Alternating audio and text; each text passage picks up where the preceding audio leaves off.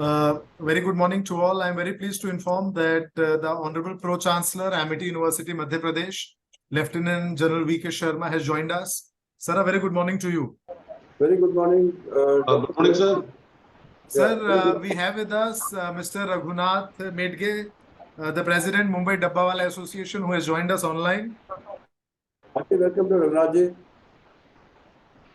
Sir, we also have Mr. Rahul Chaudhary, who is the CEO and founder, Rikron Panels, who have also joined us. Welcome, Rahulji.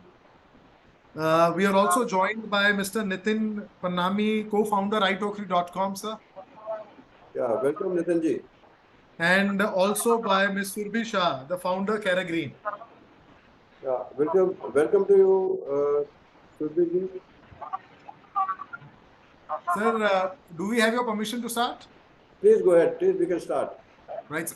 Thank you.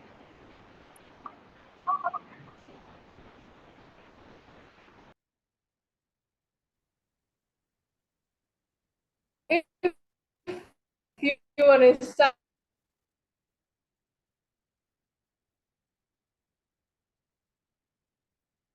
no, a startup founder, someone, medal, honorable pro-chancellor,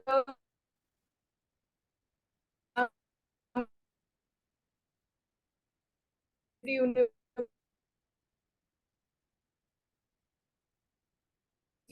Madhya Pradesh, officiating vice and director of research. Our renowned guest, Mr. Raghunath Megde, President, Mumbai Dabbawala Association, Mr. Rahul Chaudhary, Rikron Panels, CEO and founder, Mr. Nitin Pamnani, co-founder, itokri.com, Ms. Surbi Shah, founder.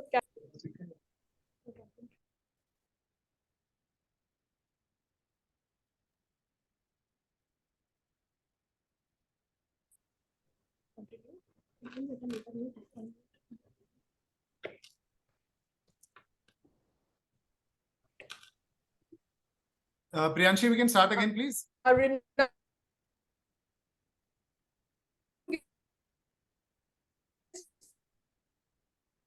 Priyanshi, you're not audible.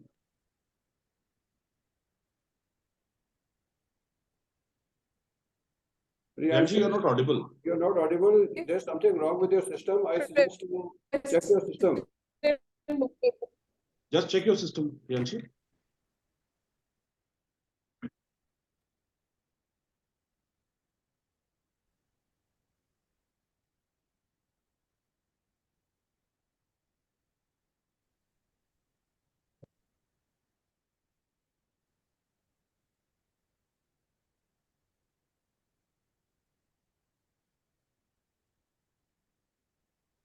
Very sorry for the interruption.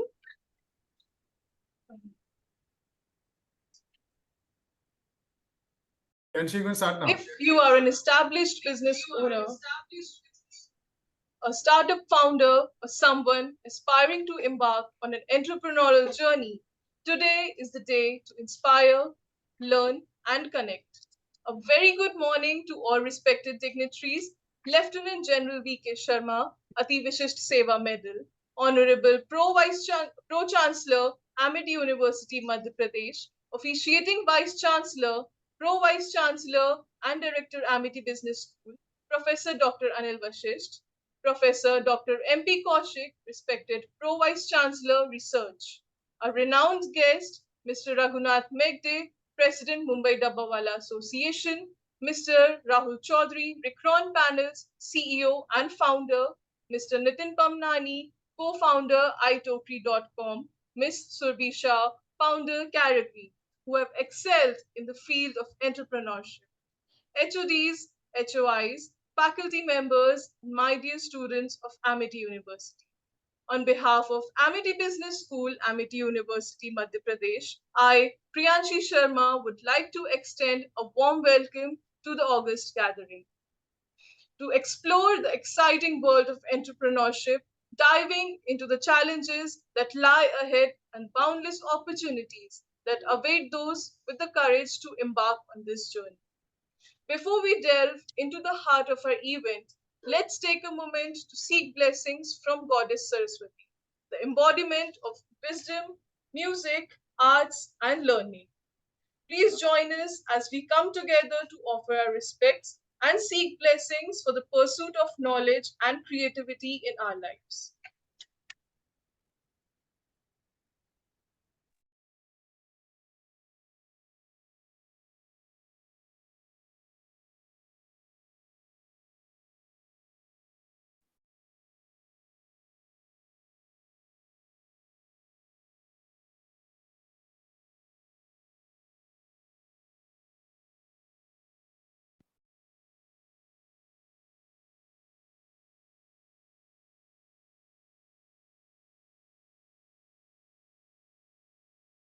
या कुन्देन्दुतुषारहारधवला या शुभ्रवस्त्रावृता या वीणावरदण्डमण्डितकरा या श्वेतपद्मासना या ब्रह्माच्युतशङ्करप्रभृतिभिः देवैः सदा वन्दिता सा मां पातु Saraswati Bhagwati निःशेषजाड्यापहा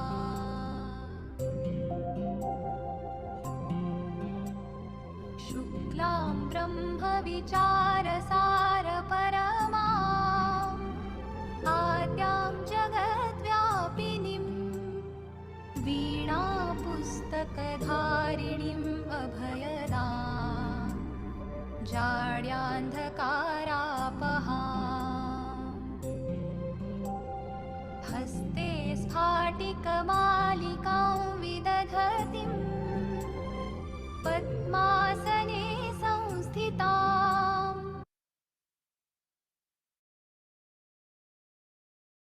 Thank you, everyone.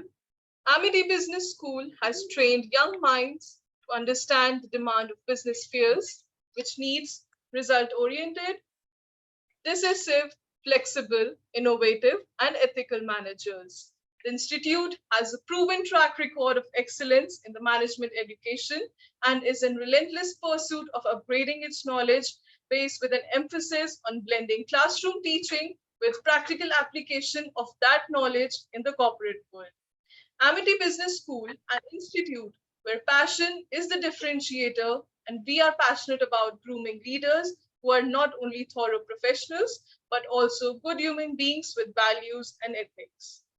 World Entrepreneurship Day serves as a reminder of the incredible impact entrepreneurs have on economies, communities, and individual lives. Entrepreneurs are the driving force behind job creation, technological advancements, and societal progress. Today, we celebrate their courage, determination, and unwavering belief. This day serves as a global platform to celebrate the spirit of innovation, creativity, and risk-taking that drives entrepreneurs to shape our world. Today, we come together to recognize and honor the spirit of innovation, creativity, and empowerment that drives entrepreneurs worldwide. We are privileged to have Lieutenant General V.K. Sharma, Ati Vishisht Seva Medal, Honorable Pro-Chancellor, Amity University, Madhya Pradesh. He is also the founding Vice Chancellor of Amity University, Madhya Pradesh, who always leads by example of always doing the best.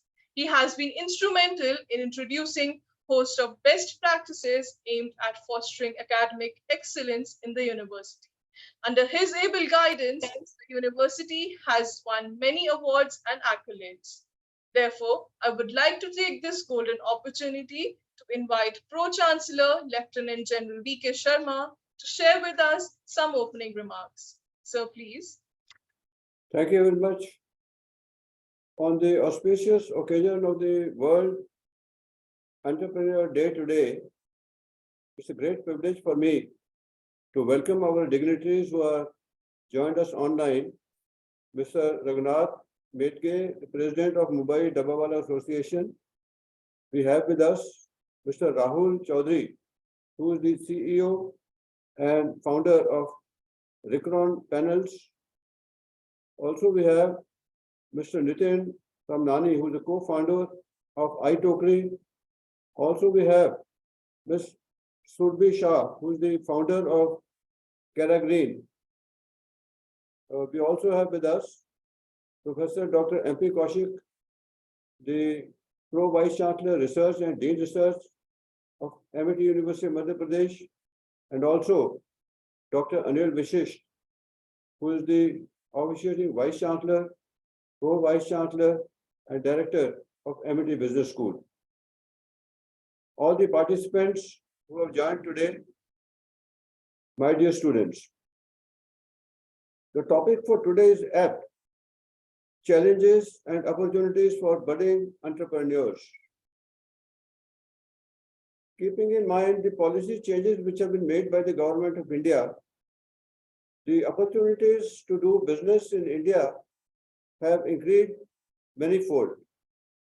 The ranking of our country as far as ease of doing business is concerned has tremendously improved, and which can also be seen on ground. India is gradually becoming an entrepreneur hub for startups. There are many startups which are initiating from India, and India has become a country with more than 100 unicorns, which is a matter of pride for all of us. Our youth should be encouraged to take on new startups and become job providers rather than job seekers. There are many examples of success as far as starting new businesses is concerned. There are challenges, there are opportunities both, and both need to be clearly understood by our youth before they start to take up new businesses or startups. Challenges first, if they are understood, opportunities we can see. So therefore, developing on the challenges, the first challenge is to home on to a product or a service that you are going to target for your startup. There are many services which are required by the country, by the local populations, by the region which you are wanting to start the business. Any startup to begin with will not be countrywide. It has to be generally regional first, and then gradually spread to more districts of the state or surrounding areas, and then nationwide, and then worldwide. Generally, that is the model which is being followed. So therefore, selecting a service or a product, I think, in my opinion, is the biggest challenge today, because if you are able to home on what the people need, at what cost they need, what exactly is already existing in those services and those areas, and how you can provide the same service or the same product better, of better quality and at cheaper rates, and who are the target people who are going to buy your product or your service. That is the main thing. If you can do that, then the rest of the journey becomes easier. Next, of course, having selected the product is the ability to have a sales strategy and to distribute your product. That is another thing. You should be able to gauge correctly what would be the requirement per day or per month of the products that you are selling, how much you think you will be able to market, how will the production match up the demand, how will the items be distributed using blockchain or other techniques, and how the people are going to come getting your product and getting your services. And of course, finance always plays a big role. And here also, finance getting initially and then sustaining that finance and the budget is another challenge. I think all these challenges can be easily met, provided we have the right people for the right job. Getting people to join a startup is not difficult, but getting the right people to join you, who have got the josh, who have got the willpower, and who are also prepared to suffer along with you the challenges and be prepared to take on the losses also if required. Stick to the guns till the battle is won. That is the challenge which is required.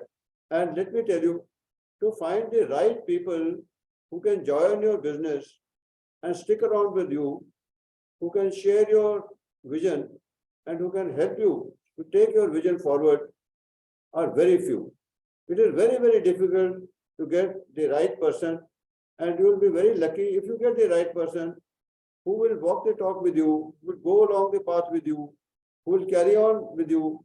Then I think half the battle is won. Better to have a small team in the beginning rather than having a large team and then people living in between.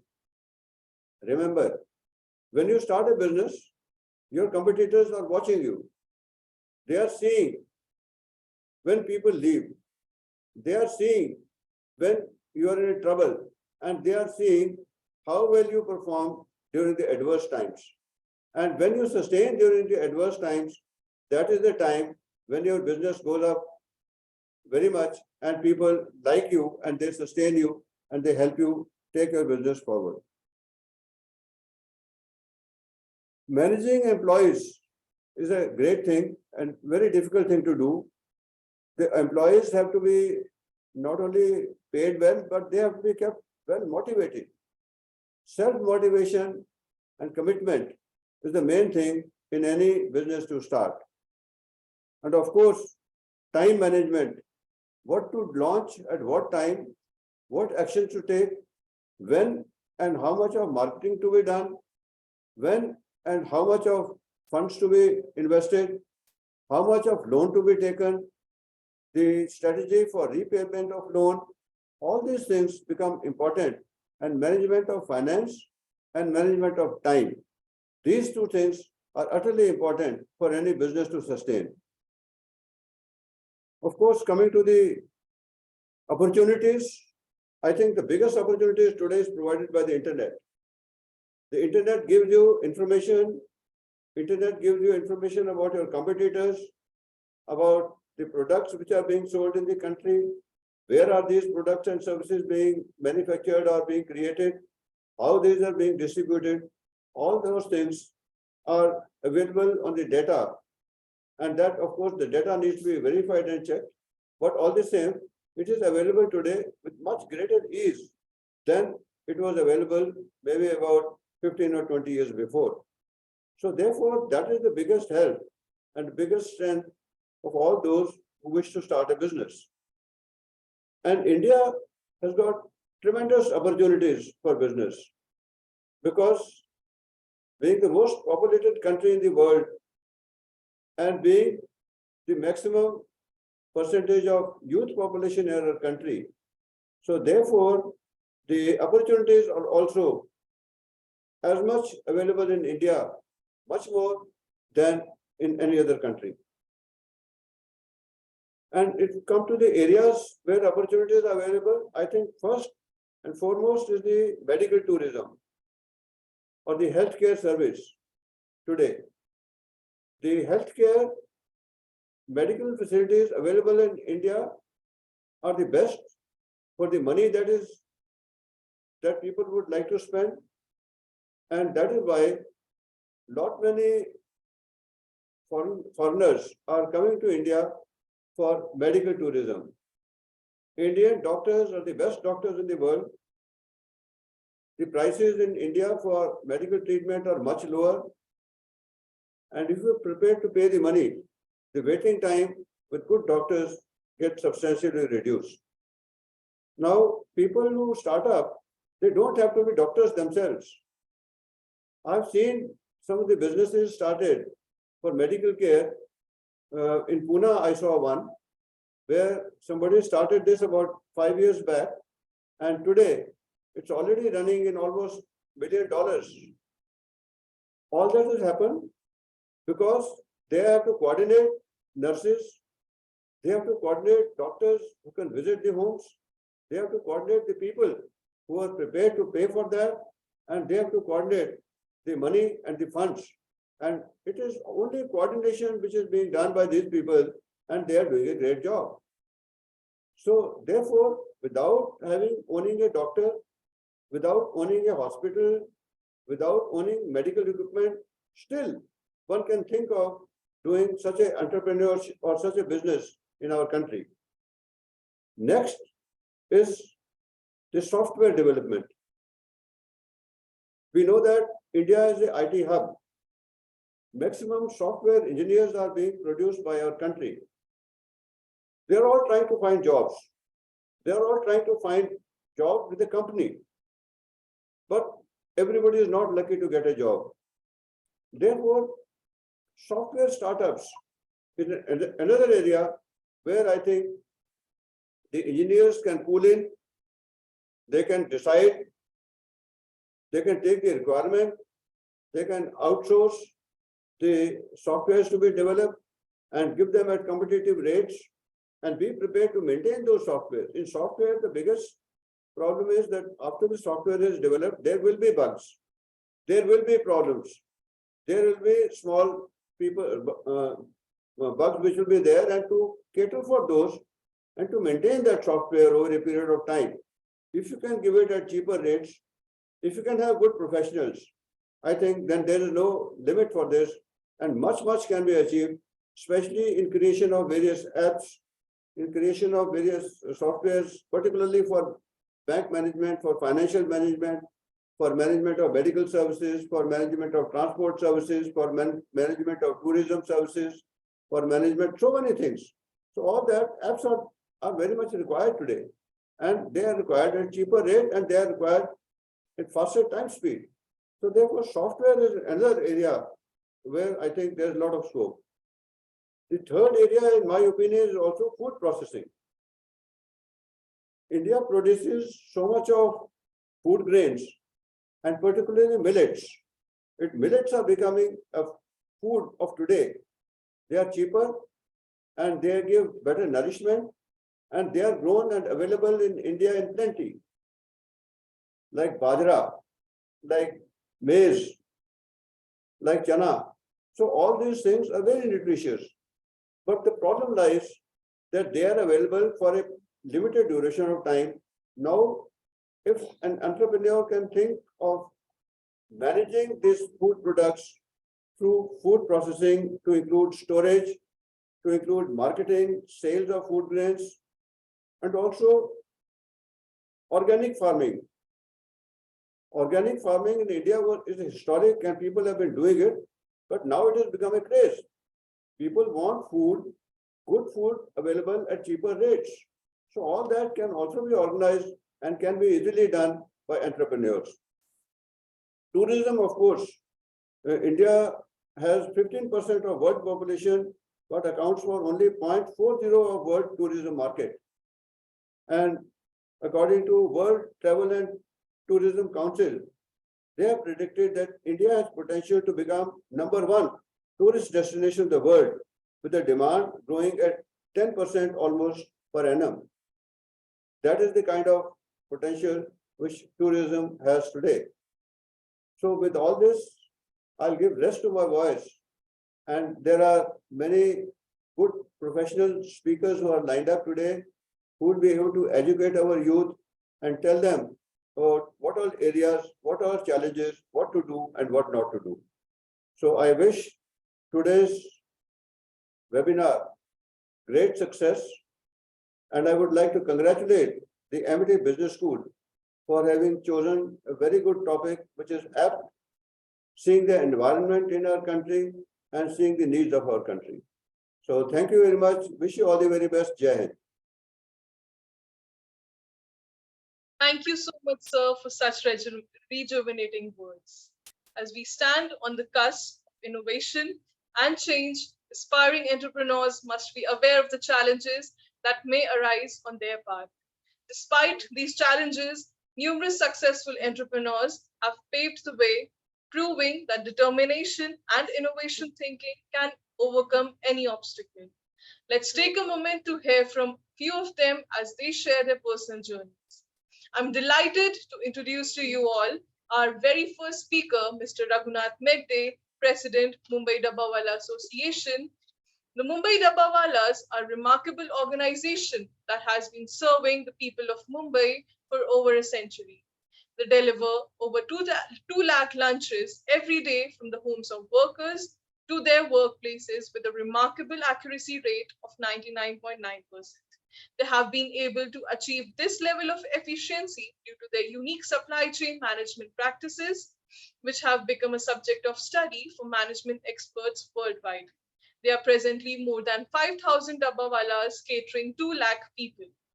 The Mumbai Dabbawala are known widely over the world for their frugal innovation, dedication, reliability, rigorous adherence to processes and standards, and mastery in logistics. In fact, the 125-year-old industry using Dabbawalas was recognized at the Six Sigma level by Forbes in 2010.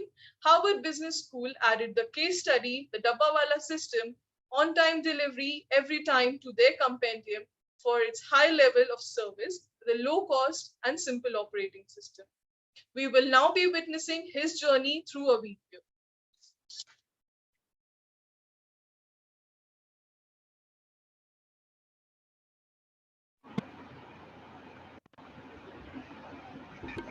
If you visit Mumbai, you are bound to notice the Dabbawalas. You may not realize this, but the Dabbawalas are a very important part of life in Mumbai. They are the ones who make sure that nearly 200,000 people get their lunch in time at their offices or schools every day from home. Their operations are so efficient that world personalities like Prince Charles and Richard Branson have visited them. They have been invited for lectures at business schools. They are even said to be Six Sigma compliant. Now, what is a dabba? A dabba is simply a tiffin box carrying home-cooked food, which is to be delivered from the home to a person in an office or a school. And the dabbawala is a person who picks up the food from the home and ensures that it is delivered to the right office to the right person on time. नमस्कार, मेरा नाम रघुनाथ धोंडेवा मेदगे हूँ। मैं dabbawala association का president हूँ। हमारी डब्बा का सर्विस 18 से 90 से शुरू है। हमारे टोटल 5,000 मेंबर्स बम्बई में कार्यरत है। It all may sound fairly simple, but imagine doing this in one of the most densely populated cities in the world. The dabbawalas have high rates of accuracy and their error rates are shockingly 1 in a million only. And what is even more impressive, that all the dabbawalas are fairly illiterate and have no use of any technology. The only motorized transport used is the Mumbai local trains. Other than that, they make use of hand-drawn carts and bicycles. मेरी group की cycle है, अंधेरी station में मैं छोड़ के जाता हूँ, तो मैं दूसरे ग्रुप की साइकिल डिलीवरी पॉइंट पे यूज करता हूँ और मेरी साइकिल वो लोग यूज करते हैं. The dabbas or the lunch boxes have a color coding scheme which makes sure that they get to the right destination. The structure of this organization is fairly flat. It has just 3 levels. First, the governing body. Second, the team leads or the supervisors. And third, the dabbawalas. And everyone is an equal shareholder in this organization. There are no bosses and the earnings are equally divided. हर एक बंदा का काम team के लिए करना है. अगर एक बंदा कम काम करेगा तो पूरी टीम की इनकम सोर्स लो हो जाती है. All the dabbawalas come from the same Varkari sect, and whenever any replacement is required, villages that have this Varkari sect are approached for suitable candidates. To join this organization as a dabbawala, the dabbawalas have to bring a few things: a long wooden crate, 2 bicycles, and ₹20 for a Gandhi cap that they wear. And how much do you think would it cost to avail of this very efficient dabba service? Less than $10 a month. While the operations are fairly simple, the dabbawalas are now beginning to work with newer technologies. You can SMS them or you can also log on to their site mydabbawala.com to avail of their services. अभी London में भी Prince Charles की शादी में जाके आया हूँ. Italy में 2 बार जाने का मौका हमें मिला है. पोस्ट मैगजीन ने भी हमारी रिसर्च की थी, BBC ने भी डॉक्यूमेंट्री वहाँ बना के दी थी. हमारे ऊपर देखते हैं कि इनको क्यों ना 6 सिग्मा देना चाहिए. हमें तो पता ही नहीं 6 सिग्मा क्या है. And given their reach in Mumbai, Microsoft has also partnered with the dabbawalas. The dabbawalas distributed leaflets and wore Microsoft branded clothes to spread awareness of genuine Windows softwares to their customers. 5,000 Bombay के डब्बे वाले 4 lakh tiffin का transaction per day local train से, cycle से और man power की वजह से कर रहे हैं. I'm Premjit Singh, showing you Mumbai.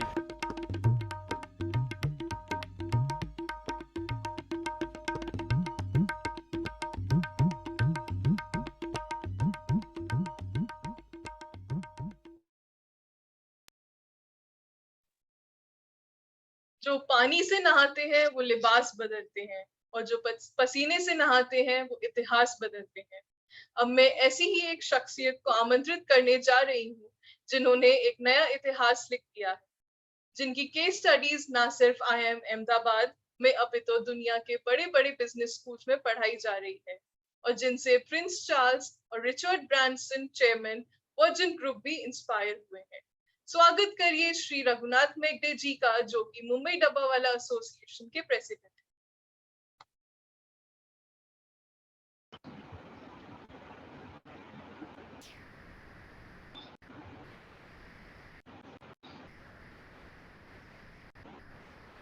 Hello ji hello, Raghunath साहब, आपकी आवाज आ रही है जी, प्लीज गो अहेड। आवाज आ रही है मेरी क्लियर? जी बिल्कुल क्लियर है, हेलो, बिल्कुल क्लियर है रघुनाथ साहब, बिल्कुल क्लियर है, आवाज आ नहीं क्लियर?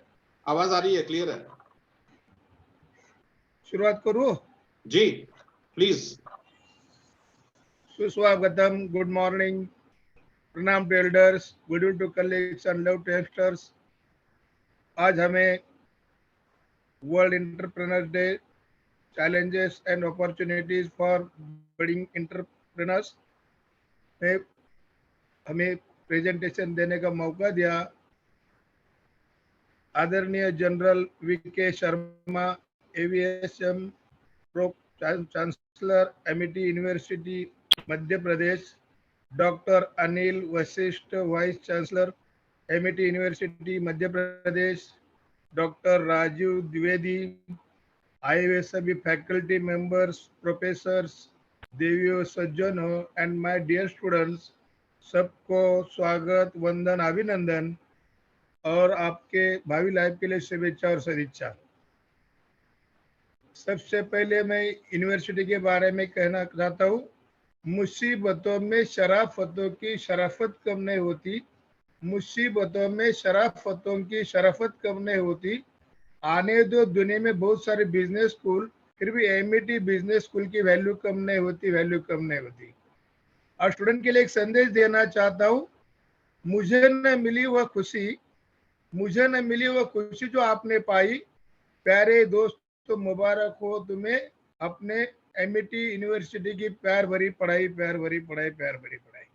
सबसे पहले वंदनीय गणेश जी को, आदरणीय ज्ञानेश्वर को वंदन करते हुए जो हमारा प्रेजेंटेशन उनको आपके बारे में दिखाना चाहता हूँ।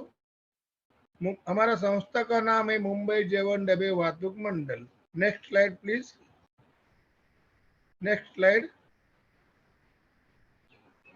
स्लाइड चेंज कीजिए। हेलो जी Sandeep sir, kindly change the slide. Slide change कीजिए, स्लाइड जी, नेक्स्ट स्लाइड। जिन्होंने टर्बन पहनी हो हमारे फाउंडर मेंबर है महादेव जी बच्चे, रिवर्स कीजिए सर प्लीज।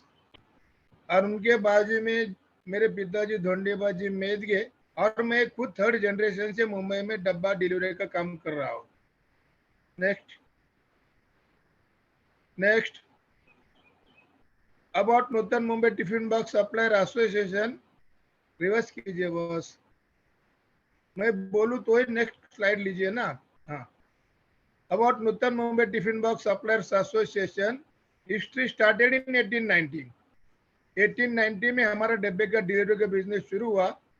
1890 में आपको हिस्ट्री के बारे में सबको जानकारी होगी। 1890 में इंडिया के ऊपर ब्रिटिश लोगों ने राज किया था 150 ईयर्स। बहुत सारे विदेश से लोग इंडिया में राज करने के लिए, बिजनेस करने के लिए, व्यापार करने के लिए आए थे, और 1890 में उन्होंने मुंबई का डेवलपमेंट का काम शुरू किया था। 1890 में मुंबई सिर्फ 7 बेटों की मुंबई और 3.5 गांव की मुंबई थी।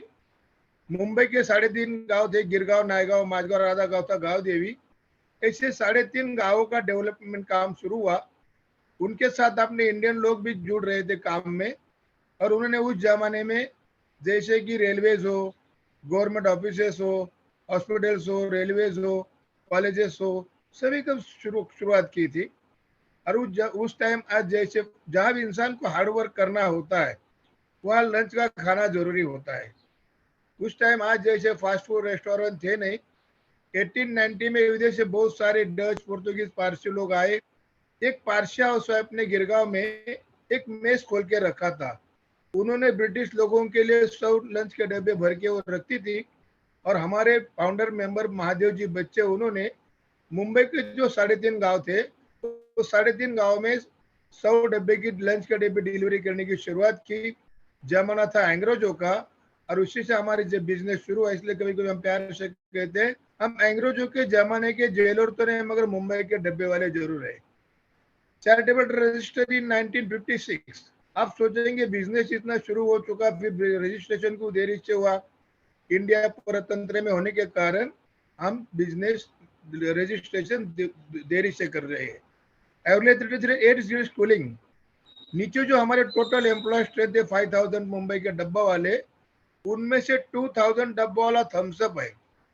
थम्सअप यानी जो लोग एक दिन भी स्कूल में नहीं जा सके हैं, साइन की जगह थम्स लगाते, ऐसे लोग मैं संभाल रहा हूँ। और बाकी 3000 लोग हैं, वो 6वीं फेल, 8वीं फेल, 10वीं फेल है, जो पढ़ने में जीरो हो जाते हैं, वो डब्बा वाला के हीरो बन जाते हैं। ऐसे 5000 लोग मैं आराम से संभालता हूँ, कोई मुझे टेंशन नहीं देते।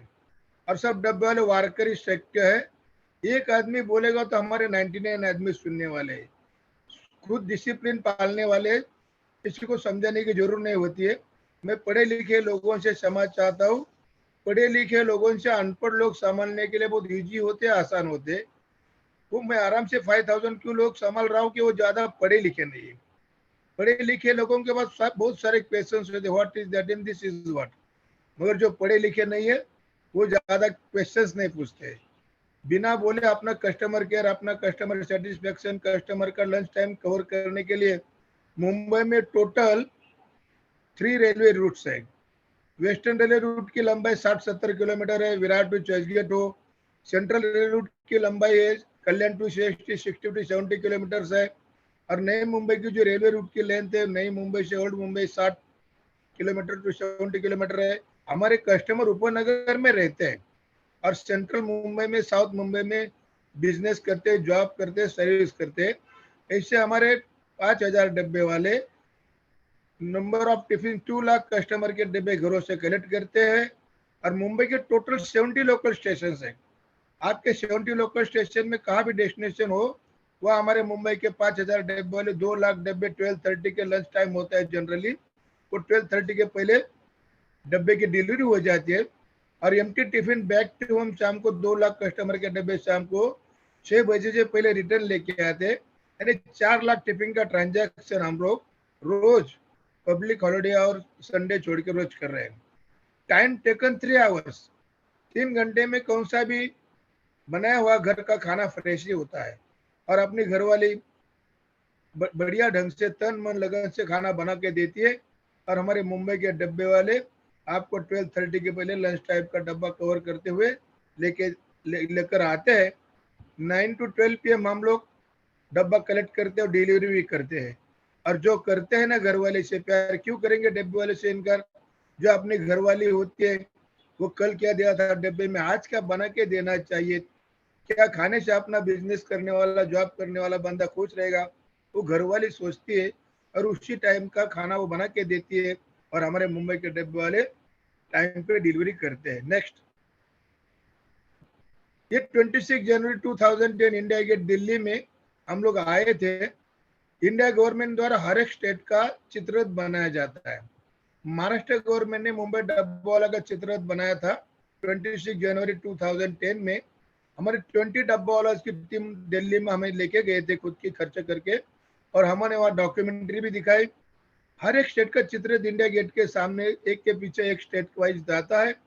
ऐसे पूरे स्टेट का चित्र जाने के बाद मुंबई डब्बा वाला का माध्यम से महाराष्ट्र गवर्नमेंट मुंबई डब्बा वाला का चित्र वहाँ दिखाया। पूरे वर्ल्ड के लोग, पूरे इंडिया के लोग वो सेमिनार देखने के लिए आते हैं। और उस सेमिनार देखने के बाद इंडिया गवर्नमेंट ने महाराष्ट्र गवर्नमेंट को फर्स्ट प्राइज देने का सौभाग्य मुंबई डब्बा वाला के माध्यम से मिला था। नेक्स्ट, ऑर्गेनाइजेशन स्ट्रक्चर है, president, vice president, general secretary, treasurer, directors है। हमारे टोटल 9 डायरेक्टर्स होते हैं कमेटी में। 3 directors south western railway route से है, 3 डायरेक्टर सेंट्रल रेलवे रूट से और 3 डायरेक्टर्स हार्बर और साउथ मुंबई से है। ऐसे 9 डायरेक्टर्स अपने अपने 5000 मुंबई के डब्बे वाले हैं। 5000 डब्बे वाले के जो टीम लीडर है वो 800 टीम है। हर एक टीम कंपटीशन में लड़ती है और कंपटीशन के जो प्रमुख हेड है उनको हम कभी कैप्टन सर, बॉस नहीं कहते, उनको मुकादम कहते हैं। ऐसे 800 मुकादम अपने टीम को मैनेज करते, हैंडल करते और बढ़िया ढंग से अपना मुंबई में डब्बे की डिलीवरी होती है। मुकादम का मीनिंग भी एकदम इजी होता है सर। मुका यानी बिना बोलने वाला, द मैंने 10 से काम करके लेने वाला, जो बातें कम ज्यादा काम अपने टीम से करवा लेते, ऐसे टीम लीडर को हमको मुकादम कहते और ऐसे मुकादम अपनी टीम चलाते। मिडिल में जो आया मुंबई लिखा है वो धीरू भाई अंबानी का बीकेसी में कॉन्वेंट स्कूल है। नीता अंबानी उनकी चेयरमैन है। उन्होंने मुझे निमंत्रण दे के, गैदरिंग प्रोग्राम होता है स्टूडेंट के, वो कॉन्वेंट स्कूल में बड़े बड़े एक्टर, डायरेक्टर, डॉक्टर के लड़के पढ़ते हैं।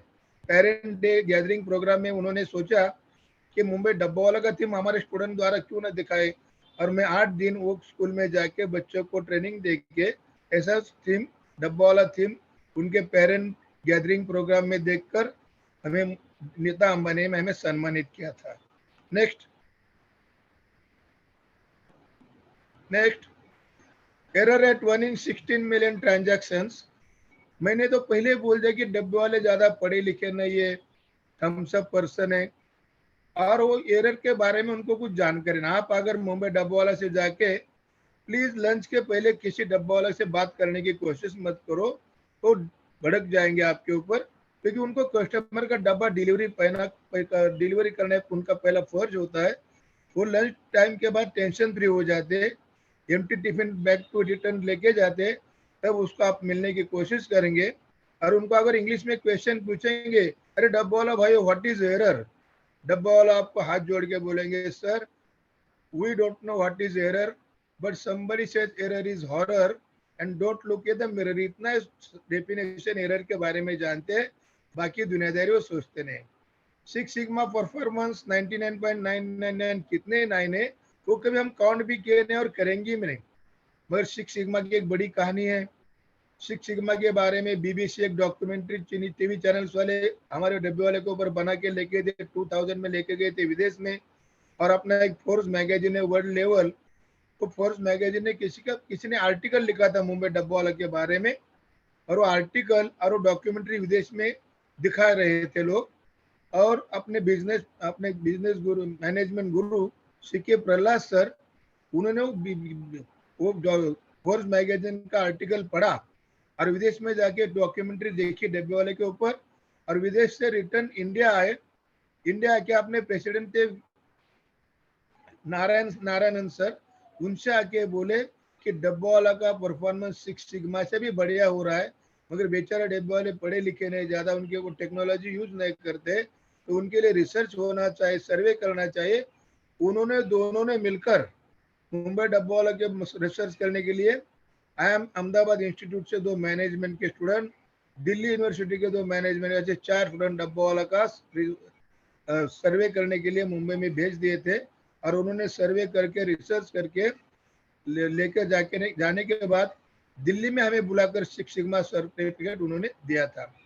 टेक्नोलॉजिकल बैकअप ने, टेक्नोलॉजी अच्छी है मगर पढ़े लिखे लोगों के लिए अच्छी है। हम तो ज्यादा पढ़े लिखे नहीं, इसलिए टेक्नोलॉजी के बारे में कुछ आइडिया नहीं है।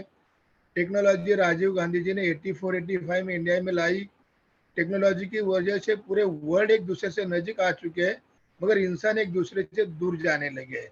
टेक्नोलॉजी अच्छी है मगर पढ़े लिखे लोगों के लिए अच्छी है, और हम लोग तो कोई ज्यादा पढ़े लिखे नहीं है, तो अपने भगवान को हम शुक्रिया अदा करना चाहते कि ज्यादा पढ़े लिखे नहीं हुआ तो क्या हुआ, तो भी हम मुंबई में 130 साल से 3rd जनरेशन से मुंबई में डब्बा डिलीवरी का काम कर रहे हैं विदाउट टेक्नोलॉजी।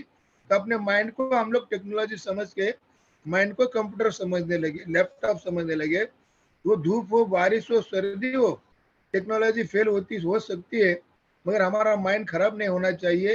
वेज पर्सन का डब्बा वेज पर्सन को जाना चाहिए, नॉनवेज पर्सन का डब्बा नॉनवेज को जाना चाहिए। इसलिए पूरे के पूरे मुंबई के डब्बे वाले कंप्यूटर को टोपी पहन के काम करते हैं। जो डब्बा वाला टोपी पहन के काम नहीं करेंगे उनको हम 50 रुपीज फाइन करते हैं। Cost of service 1000 and 1500 totally डब्बे वाले का डिलीवरी चार्जेस होते हैं और standard price depend on weight, distance, space के ऊपर अलग अलग हम देते हैं। टोटल डब्बे वाले का टर्नओवर 50 to 55 करोड़ हो चुका है। No strike record each one a share holder. आज तक कभी हमने स्ट्राइक किया नहीं, करेंगे भी नहीं। स्ट्राइक होने से क्या हालत होती है मुझे, मैं नजदीक से देख चुका हूँ। हम लोग जब स्ट्राइक के बारे में जो अपने मुंबई में मैं आया था 74 वर्ल्ड एसएससी पास करके, तो साउथ से जॉर्ज फर्नांडिस मुंबई लाइफलाइन के यूनियन लीडर बने और उन्होंने मुंबई की लाइफलाइन 22 दिन बंद करके रखी थी। 8 अप्रैल से 30 अप्रैल 1974 में लाइफलाइन बंद रखने के कारण पूरे के पूरे मुंबई डब्बे वाले का सप्लाई चेन फेल हुआ था। और दूसरी एक दुर्घटना मुंबई में हुई थी। मुंबई में टोटल 64 कॉटन मिल थी लालबाग परेल एरिया में, और वो 64 कॉटन मिल के कामगारों के यूनियन लीडर दत्ताजी सामंत बने। उन्होंने 84 से मुंबई सब मजदूरों का स्ट्राइक करके रखा है और पूरी की पूरी 64 कॉटन मिल हमारी बंद हो चुकी है। कॉटन मिल बंद होने के कारण हमारे कस्टमर भी बेरोजगार बन चुके थे और हमारे मुंबई के डब्बे वाले भी घरदार बेच के गाँव चले गए थे। मगर भगवान के दरबार में देर है मगर अंधेर नहीं है, इसीलिए हम लोग ने 10 साल बिजनेस की हालत देखी थी और 10 साल के बाद हम लोग ने जहाँ मिले थी वो अभी मॉल बन चुके, आईटी पार्क आ चुके, फिर से बिजनेस ग्रोथ हो रहा है हमारा और हमने पूरा बिजनेस शुरू कर चुका है। और तीसरी एक दुर्घटना भी मुंबई में कोविड की वजह से, पूरे इंडिया में कोविड की वजह से 2 साल से बहुत हालत हुई थी। पूरी लाइफलाइन बंद होने के कारण हम भी डब्बे वाले बिजनेस बंद रखे थे। हमारे कस्टमर वर्क फ्रॉम होम कर रहे थे, तो कई लोग तो कंपनी शिफ्ट होके मुंबई से कोई बेंगलोर, पुणे चले गए। अभी भी हम 2 साल से बहुत परेशान हैं। अभी हमारा 50% बिजनेस फिर से वापस शुरू हो चुका है, मगर 50% सर्विस बिजनेस शुरू होने के लिए और 1-2 महीने, 1-2 साल जा सकते हैं। और तब से हम लोग ने पहले 84 से जब से स्ट्राइक हुआ मिलों का, तब तक हमारे मुंबई के डब्बे वाले नौकर मालिक सिस्टम बेस पे काम कर रहे थे। मगर हम लोग ने सोचा कि हमारे वर्कर्स अगर यूनियन करेंगे, स्ट्राइक पे जाएंगे, तो पूरे मुंबई डब्बा वालों का बिजनेस चौपट हो सकता है। इसलिए हम लोग ने कोऑपरेटिव बिजनेस बना के 1984 से कोऑपरेटिव बिजनेस बना पूरे के पूरे डब्बे वालों को शेयर होल्डर बनाया है। कोई नौकर मालिक सिस्टम बना के नहीं रखा है और टोटल अर्निंग्स को हर टीम वाइज हम लोग डिवाइड करते हैं। हर एक टीम का इनकम सोर्स 13,000 to 15,000 तक हो चुका है। Diwali bonus 1 month extra payment from customers. Diwali India का बिग फेस्टिवल होने के कारण सब लोग दिवाली बोनस लेते हैं, तो हम भी हमारे एसोसिएशन द्वारा हमारे कस्टमर को रिक्वेस्ट करते हैं, आपका डब्बा वाला अगर 1 साल से आपके घर से काम कर रहे हैं तो उनको दिवाली बोनस मिलना चाहिए। तो दिवाली बोनस में अगर उनका सैलरी पेमेंट 1,500 है तो 1,500 एक्स्ट्रा उनको दिवाली बोनस के स्वरूप में मिलना चाहिए। नेक्स्ट,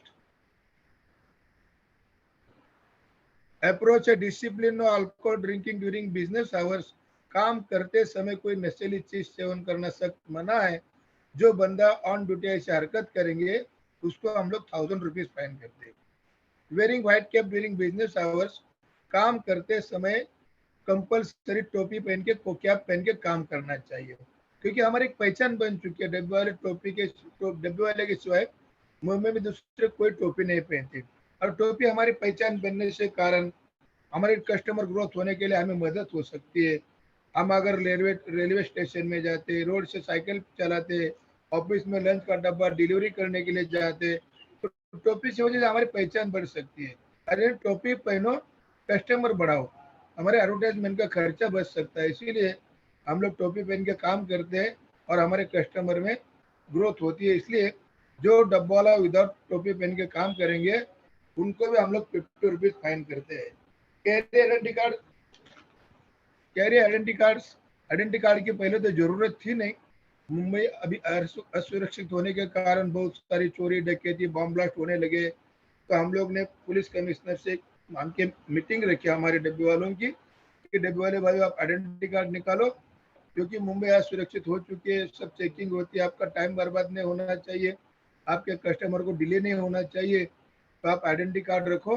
तब से हम लोग आइडेंटिटी कार्ड शुरुआत, जो डब्बा वाला आइडेंटिटी कार्ड साथ नहीं लाते उसको भी हम लोग 50 रुपीज फाइन करते हैं।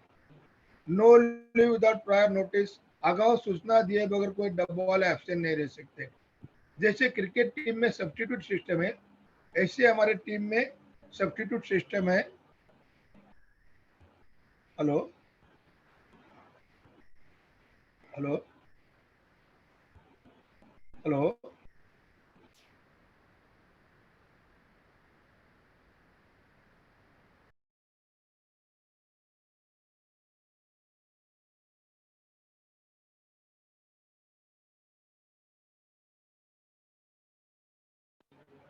आवाज नहीं आ रही? हेलो, जी रघुनाथ साहब। क्या हुआ सर? नहीं नहीं, please please carry on. Hello, हाँ, मेरी आवाज आ रही रहा है है? ना? हाँ, प्लीज कैरी ऑन सर।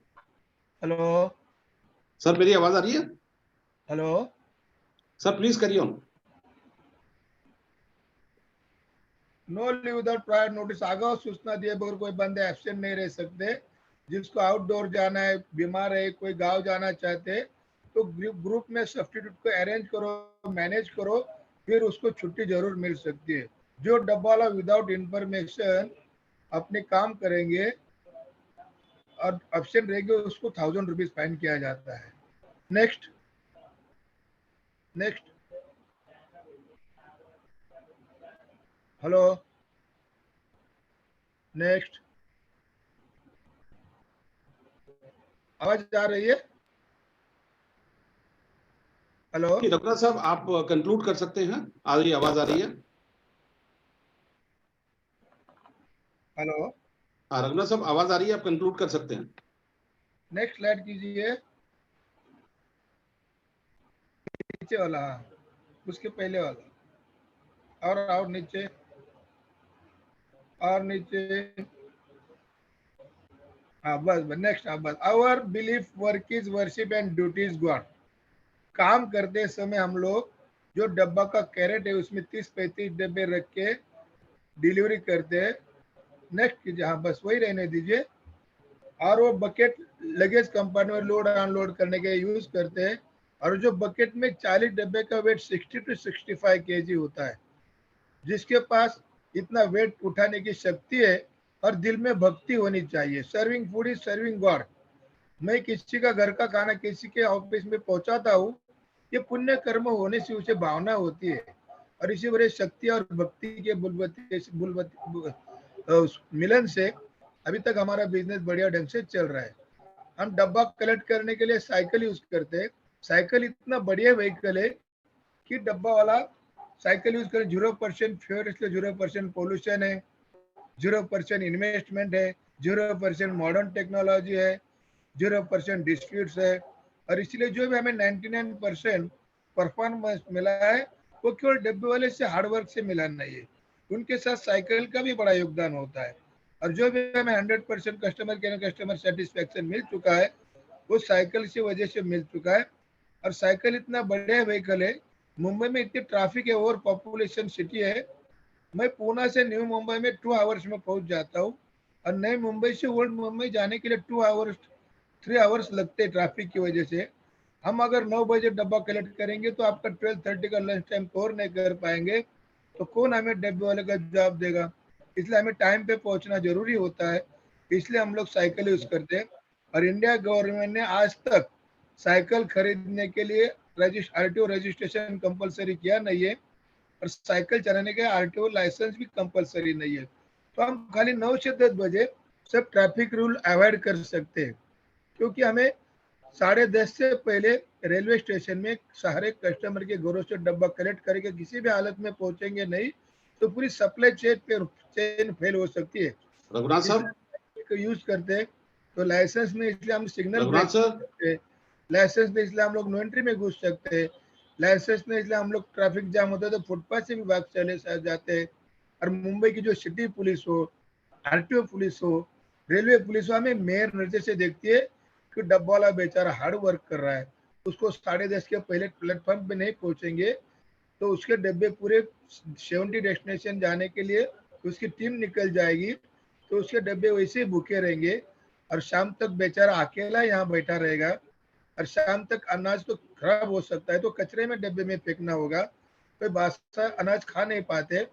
वो भी दिल में सोचता होगा कि मैं अगर डब्बे वाले से रिश्वत मांगू, उसके साइकिल पंक्चर करूँ, उसका टाइम बर्बाद करूँ, तो बेचारे को जो 40 कस्टमर का अनाज है डब्बे में भरा हुआ, तो पूरा कचरे में रघुनाथ जाएगा। सर, अनाज परब्रह्म होता है और रघुनाथ इसीलिए सर, कचरे में जाने से भगवान की मुझे शायद माफ नहीं करेगा और वो आपने हम डब्बे वालों को एक छोड़ देते हैं।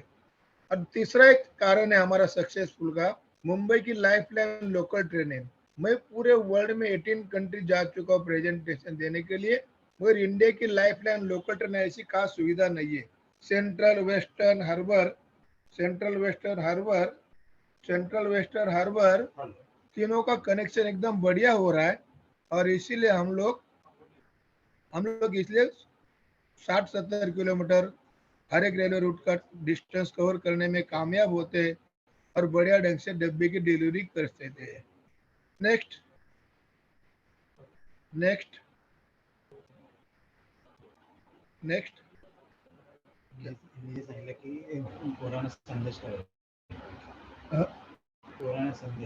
देता हूँ ना बाद में सर, प्रेजेंटेशन होने दीजिए, पूरा संदेश दूंगा। नेक्स्ट नेक्स्ट है, तीनों का कॉम्बिनेशन बिगड़ जाने से हमारा डब्बे का बिजनेस सक्सेस नहीं हो सकता है। इसलिए हमें जो भी 6 सिग्मा मिल चुका है उनमें से 2 सिग्मा खाली डब्बे वालों को लेना चाहिए था। 2 सिग्मा लोकल ट्रेन को जाना चाहिए और 2 सिग्मा साइकिल को जाना चाहिए, क्योंकि ट्रैफिक से हमें बचाती है और इतना बड़े ढंग से हमें 6 सिग्मा मिल चुका है, क्योंकि डब्बे वाले के साथ साइकिल और रेलवे बेस नहीं कर रही है, इसलिए बड़ा हमारा प्रॉब्लम सॉल्व हो सकता है। Next slide, next slide please. और नेक्स्ट कीजिए। एक case study of northern Mumbai tiffin box supplier association. नेक्स्ट कीजिए। Documentary made by BBC, UTV, MTV, Zee TV, A to Z TV चैनलों ने डब्बे वाले को डॉक्यूमेंट्रीज बनाई है। इंडिया की छोड़ो विदेशी भी बहुत सारे टीवी चैनल्स वाले आते हैं और मुंबई के डब्बे वाले के ऊपर डॉक्यूमेंट्री बना के जाते हैं।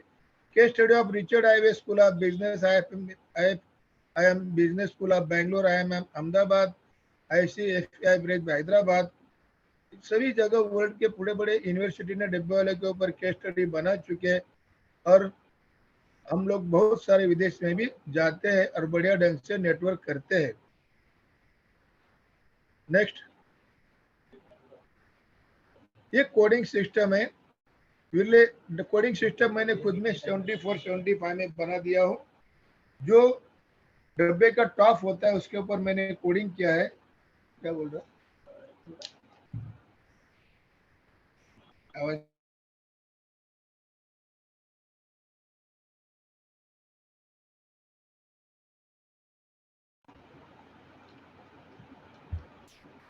Next slide. ये पहला डब्बा है, विले पार्ले में कस्टमर का रहने का VLP लिखा है। E% डब्बा घर से कलेक्ट कर रहा है। 3 डेस्टिनेशन नंबर चाहिए अपने नरीमन पॉइंट के लिए है। 9 नंबर डिलीवरी पॉइंट पे डब्बा जो साइकिल पे डिलीवरी करता है लंच टाइम, उसका 9 नंबर रूट होता है। एक्सप्रेस टावर बिल्डिंग का इनिशियल है और 12 उसको डब्बा डिलीवरी करना होता है। नेक्स्ट कीजिए। नेक्स्ट, हाँ ये पहला टिफिन है, ब्लैक कलर शेड ग्रुप का कलर शेड है। E% घर से डब्बा कलेक्ट कर रहा है। विले पार्ला कस्टमर का रेसिडेंशियल स्टेशन है। 3 नंबर कस्टमर का डेस्टिनेशन स्टेशन है। 5 नंबर डब्बा जो डब्बा डिलीवरी करते हैं लंच का, उसका नंबर रेलवे रूट नंबर है। एयर इंडिया बिल्डिंग में 12 फ्लोर में लंच का डब्बा डिलीवरी करना है। आगे वाला ग्रीन कलर शेड ग्रुप का कलर शेड है। D नंबर का डब्बा वाला घर से डब्बा कलेक्ट कर रहा है। घाटकोपर कस्टमर का रेसिडेंशियल स्टेशन है। 13 नंबर कस्टमर का डेस्टिनेशन स्टेशन वेस्टर्न रेलवे में ग्रैंड रोड के लिए। ग्रैंड रोड डब्बा डिलीवरी होने के बाद 2 नंबर का डब्बा वाला उसको कलेक्ट करके पंचरत्न बिल्डिंग में 9th फ्लोर में लंच के लिए छोड़ देता है। और लास्ट वाला रेड कलर शेड ग्रुप का कलर शेड है। G नंबर का डब्बा वाला घर से डब्बा कलेक्ट कर रहा है। बोरोली कस्टमर का रेसिडेंशियल स्टेशन है। 8 नंबर कस्टमर का डेस्टिनेशन स्टेशन चर्च गेट में 4th एरिया के लिए, 4th में डब्बा डिलीवरी होने के बाद 4 नंबर का डिलीवरी पर्सन अपने रूट में उठाकर reserve bank of India building में 2nd फ्लोर में लंच के लिए छोड़ देता है। ऑल लास्ट पर ब्लू कलर शेड ग्रुप का कलर शेड है। नंबर का डब्बा वाला घर से डब्बा कलेक्ट कर रहा है। थाना कस्टमर का रेसिडेंशियल स्टेशन है। 6 नंबर कस्टमर का डेस्टिनेशन स्टेशन सीएसटी के लिए, सीएसटी डब्बा डिलीवरी होने के बाद 2 नंबर का डब्बा वाला अपने रूट में कलेक्ट करके जनरल पोस्ट ऑफिस में फर्स्ट मैनुअल लंच की डिलीवरी। इतनी आसान कोडिंग सिस्टम है। डी कोडिंग क्या होती है, बार कोडिंग क्या है, उसके बारे में हमें जानकारी नहीं है। मैं पढ़े लिखे लोगों से क्षमा चाहता हूँ। पढ़े लिखे लोगों से अनपढ़ लोगों की मेमोरी स्ट्रांग होती है, स्टेमिना ज्यादा होता है। पढ़े लिखे लोग नोट कर सकते हैं, पढ़े लिखे नोट कर सकते हैं, फीड कर सकते थे। हम सब लोग नोट न कर पाते, ना फीड कर नहीं पाते। पर डे कस्टमर का होम्स, पर डे कस्टमर का डेस्टिनेशन स्टेशन बाइट करके जाते, इसलिए पढ़े लिखे लोगों से अनपढ़ लोगों की मेमोरी स्ट्रांग होती जा रही है। नेक्स्ट, ये मेरे फ्लो ऑफ लॉजिक बना चुके हैं। नेक्स्ट नेक्स्ट, ये डिब्बे की साइकिल है। 40 डिब्बे हम लोग कैसे लोड करते हैं लो कॉस्ट रिलायबल सर्विस देने के लिए। ये साइकिल ऐसे हम लोड करके डिलीवरी करते हैं ट्रैफिक लेस यूरियस। नेक्स्ट, ये 12 लोकल ट्रेन है। 10 मिनट भी 10 सेकंड भी प्लेटफॉर्म पे रुकती नहीं है, इसलिए हम लोग डब्बे इतने प्रैक्टिकली लोड अनलोड करने में कामयाब हो चुके हैं। 12 कोच ट्रेन है।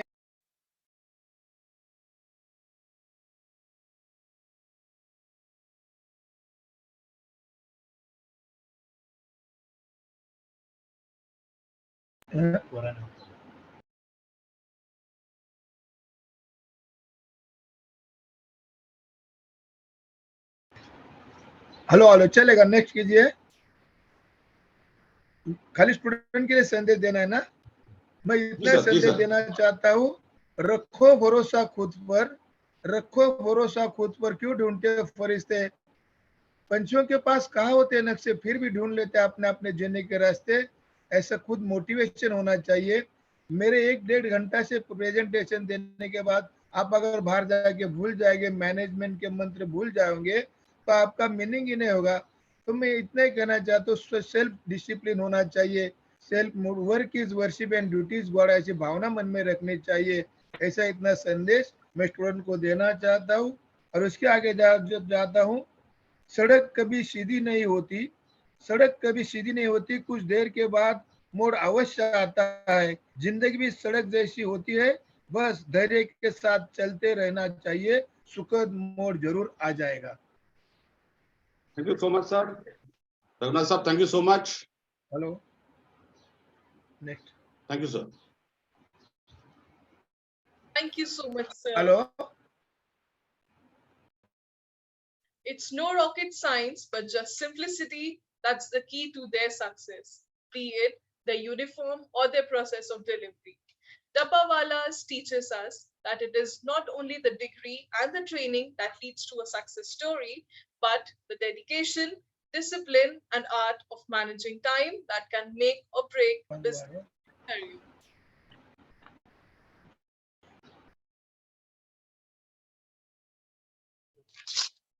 I am glad to introduce to you all our second entrepreneur, Mr. Rahul Chaudhary, an alumni of IIM Calcutta and CEO and founder of Ricron Panels.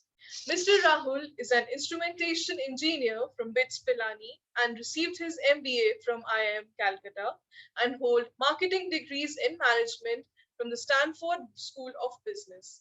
His experience in Coca-Cola equips him to build a strong go-to-market strategy and build long-term brand value to Ricron. Ricron Panels manufactures sustainable building materials for furniture, buildings, roofings, and construction applications, and is becoming a top choice among architects, builders, developers, and consumers. Mr. Rahul established Ricron Panels with a mission to reduce the burden on natural resources and meet consumption demands through scalable and innovative recycling techniques. May I please invite him to share some informative insights with us. Please, sir.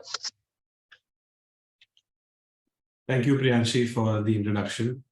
Good morning, everyone. It's a great honor to be here. And I'm so grateful to Amity University for conducting this platform today. We're talking about entrepreneurship. I don't know, 10 years ago when I was graduating, there weren't enough forums like this that would engage students directly. And a lot of initiative from, the top management of universities and colleges. So I'm really grateful to the Pro-Chancellor General Sharma and Dr. Vashisht for organizing this and giving me the opportunity. So I've been given 15-20 minutes, and I've been thinking in the last couple of days, what is it that I can bring to the student community that would sort of stick to them and make them feel part of the program that we're conducting today. So I didn't want to take up any presentations or videos which I end up doing every now and then with my investors and my customers. But I thought of sharing my personal journey and as an experience towards embarking on entrepreneurship. So I graduated from my engineering in 2009. I did my instrumentation engineering, and towards my final year, I was very sure that eventually I'll be doing an MBA, and I didn't want to sort of take that plunge right away. As a fresh graduate, I always wanted to work for some few years and then take up the MBA route. So I was very certain that when I graduate, I'll take up an MBA route, but before that I would work. And I was fortunate enough to get a job at Siemens Automation. And it was a great exposure. I met some really smart people, and as a fresh graduate, you tend to learn so much about the business world. How business transactions happen, how the organization structure looks like, how communication looks like. So there's a lot to learn in those first few years. But then since I was very certain that I would take up the MBA route, and I had option of either pursuing MBA from India or from the US or UK or one of those B schools. But I was fortunate to get into IIM Calcutta, and when you're going through the process of the selection, there is an interview where there's a very quintessential question of where do you want to see yourself in the next 5 years. And I had my reply again was that I want to do something of my own, but only to realize that every other candidate would have the same answer, that do something of my own in the next 5 years. So I thought maybe it is something that does not hold as much value, although this was something that I meant by. But fast forward few months when I got into the B school, everything was about placements. It was all about whether you get into finance or consulting or marketing or general management. So I was obviously very much into that momentum. And initially everybody wants to take up those big jobs at Morgan Stanley and Nomura and all these McKinsey's and BCG's, but then you find your domain eventually, and marketing was my domain, and I was fortunate to get into Coca-Cola India as a marketing intern. And so my world revolved around being a marketing guy and seeing how people evolve and talking about the packages and the kind of salaries people make eventually. So I was absolutely in that phase, and I did great. I mean, my internship project was on with Thumbs Up, and Thumbs Up is the largest brand in India in beverages. It's sold in the largest volumes. So it was really great to learn a lot, and I was truly inspired to take that route, and I'd completely forgotten about my previous commitment to myself of taking up entrepreneurship. Anyway, so fast track towards the end of my second year at MBA, I was expecting that I'll get a PPO, placement offer, but that did not happen. And and that was the moment where I was truly demotivated. But that also was an opportunity for me to, reflect in the past and, see where my, life was going, after my, MBA. I could quickly go back in time and, revisit my past where I was in the same spot when I was graduating from my engineering. And, when I got into my first job, that was my dream job at that point. And I was truly, inspired and all energized to take that up. But that moment fast tracked 3-4 years later during my MBA, I was at the same point and it was the same process all over again. And that is when I sort of, reflected on myself and I thought that maybe I get to, try something different.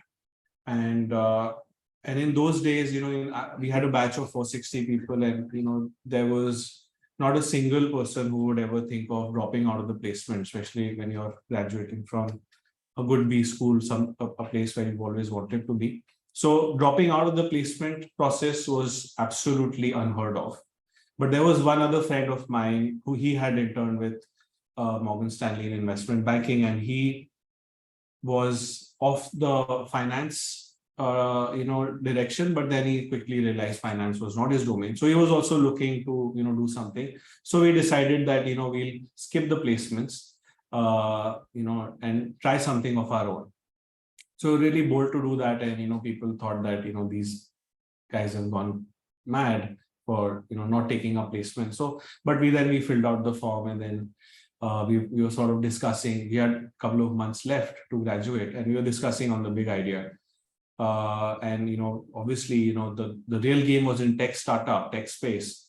The tech ecosystem was blooming. Our past seniors were already into startups like Swiggy and Cars24 and Jabong and Myntra. So our seniors were already doing these startups. They've raised hundreds of millions of dollars already. So tech startup was the go-to space, and the idea that we were working on was an aggregator for the wedding industry. Like you do have some startups today that are doing that. So that's the space we sort of narrowed down to. But in a matter of just 2 or 3 months, our companionship did not sort of go through the distance, and we decided to call it quits for whatever reasons. And then he was on his own way and I was on my own way. But although we were good friends, we were still in touch. And then he did get a job eventually in Europe at a large conglomerate in corporate finance. So he was again back on track with a nice job, and is on his way to Europe. So I also had my second thoughts. And that's when I was again in the job process for a while, and I got some offers eventually, but then I realized that I've taken that step. I would rather spend some more time and give it a try. And that's when I met a friend who was running a tech startup in EdTech, and I joined him, and we pivoted the idea, and we were doing enterprise solutions for schools and universities and coaching institutes. But I'm talking about 2011. Back then, EdTech was not the hottest space. The hottest space back then was the e-commerce space, and social networking was sort of fading away, and other spaces were taking up. So, but our big idea was in the current space, but there was not enough VC movement in what we were doing. There were enough investors who were sort of willing to pounce on any good idea in that space. So it was largely a dull, environment. But in 2 years, we sort of decided that, we cannot keep burning our seed money, and, we have to either pivot or look for, some investor who will really, push for the business that we're into.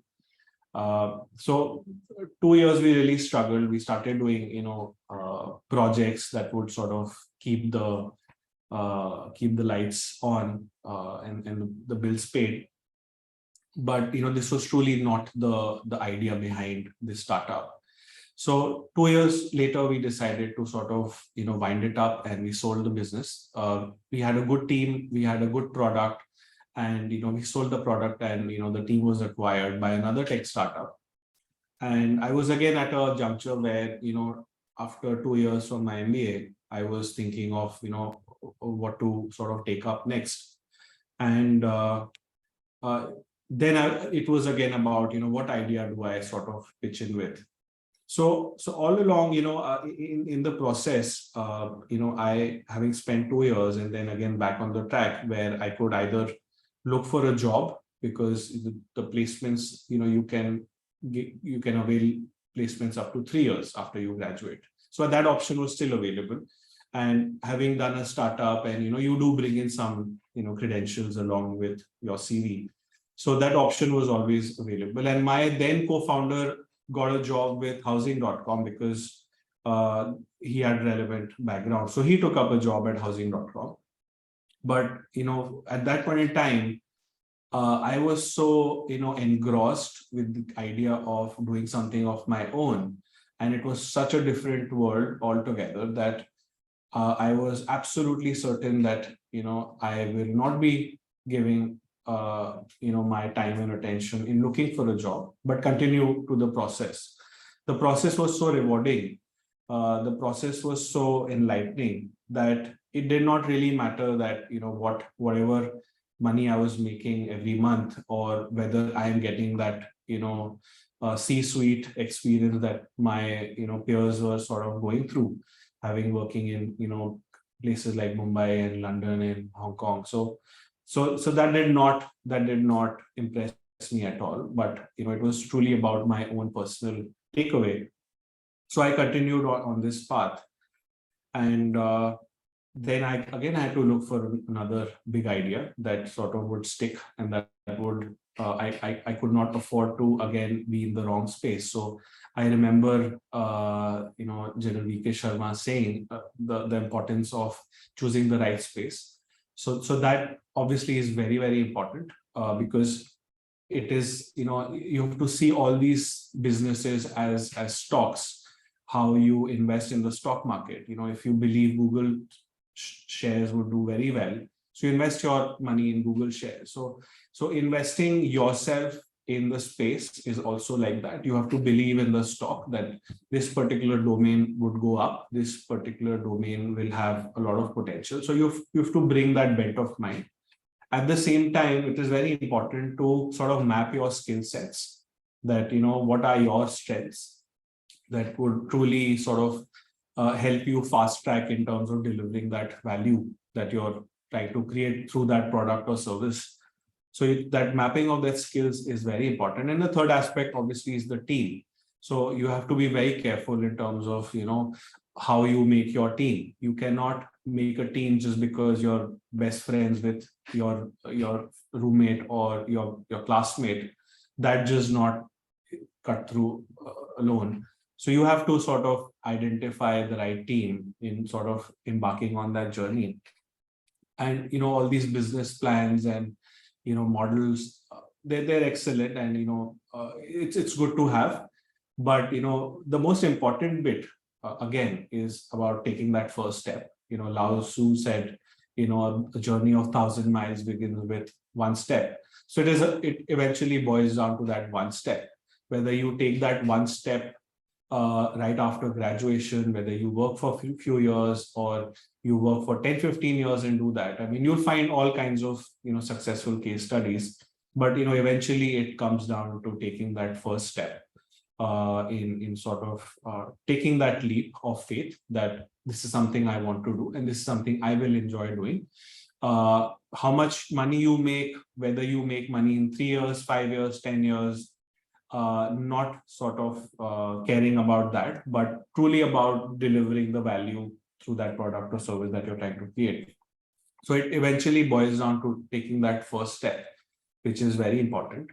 Ideas will happen. If your intent is there, ideas will come around. And there is no such thing called as a perfect idea. It is only through the feedback and through your experiences and through your mistakes that ideas also evolve. And your belief in that idea has to be around for you to drive your business with that commitment and passion. So working on that idea is sort of the second step. And, like I said, the third step becomes, the kind of team that you make, the kind of founders that you decide to work with, the kind of employees that you will hire, the first employee and the second employee, and, creating that vision so that, you are true to your focus in terms of delivering that product value, true to yourself in terms of meeting those promises that you commit to your team members, your employees, your stakeholders, and your customers. And most importantly, in the process, what one needs to see is the kind of reward that truly inspires you. I moved from the tech space to something which was purely in the space of waste management and plastic recycling. That sort of moved me to an extent where I felt that this is exactly what I want to do. And I think a big dilemma that most kids face today is pursuing that ideal dream of the tech space. We hear those stories of unicorns and founders becoming multi-billionaires. So that becomes the plan A for a lot of folks. But I think it's important to realize that value can be created in wherever you believe. Whether it is just running a conventional business. I mean, even if it's a grocery store, if you feel that you want to run a grocery store, and if you do well, if you create enough value, then you will be able to truly scale up. There are billion-dollar startups and companies that are in this space, which is just sort of delivering the grocery items. But if you look at it in a standalone point of view, that just starting or running a grocery store may not sound as fancy to you right now, but that again will possess a lot of opportunities going forward, whether it's a restaurant, for example, whether it is a manufacturing of a conventional product, whether it is technological services. A lot of day-to-day mundane things that may not look cool right now to you, but if you truly believe in them, you can truly scale a business and an empire out of it. So that conviction is important. But at the same time, you have to be sort of mapped to the reality, in a sense that you truly understand the space and you have mentors. You make sure that what do investors think about this space, because in tech startup space, you have an idea, then there's a team. That team is backed by the VC money. Then the next step is to acquire use as many users as you can and build projections on that basis. And for every every sort of user or every sale that possibly you monetize, your business is valued on that basis. But when you look at a brick and mortar business, you have to be profitable from day one, because or if not profitable, you have to be viable from day one, because that is how brick and mortar businesses work. And in my space, in waste management, if you look at the ecosystem today, the conventional backdrop of waste management in India is largely dominated by the unorganized sector.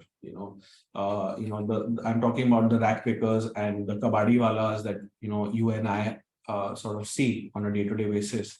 So these people are dominating the waste management space, and their focus is typically working with materials that can be recycled easily.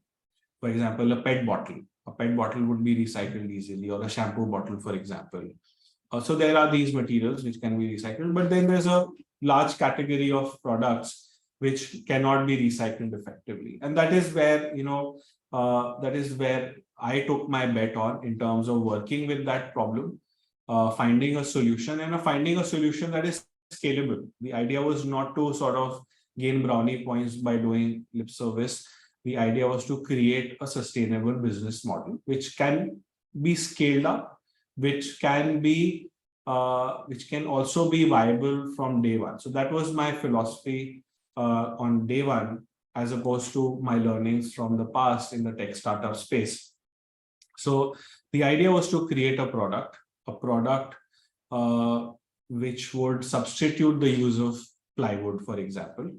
Now, if you see the plywood industry and if you see the product plywood in isolation, plywood is an organic material. It is made out of wood.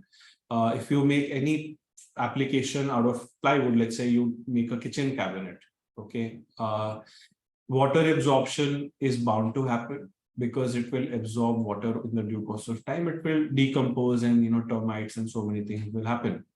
And then once you are done using that particular furniture, then you have to scrap it. I mean, it cannot be recycled. You just have to throw it, discard it, and somebody will take it. And eventually it'll be used as a wood fuel. Somebody will burn it. So the problem that we wanted to solve was create a substitute for this plywood material where the product that I give is in the same price point. Obviously, because it's 100% solid plastic, so water absorption will not be there. Because there's no water absorption, there will be no issue of termites and borers and so on. So it has a naturally longer shelf life. And if you see the product mechanically, the density was higher, the nail holding strength was higher, the bending strength and the compressive strength was higher. So it was a superior product that I could sort of offer. At the same time, I was meeting the price point. If not expensive, I was at the same price or even cheaper than plywood. And then there was a whole aspect of, the fact that I will add 10 more years of life to the same kitchen cabinet, which can eventually be recycled. I can recycle it. I can buy that scrap again, and I can recycle and convert it into same product. So I had created a product which made a lot of sense to the consumer. At the same time, I had solved one more problem, which was all that waste plastic, which would eventually go in the landfill, if collected, and if not collected, would be lying around, would pollute our rivers, forests, lakes, and so on.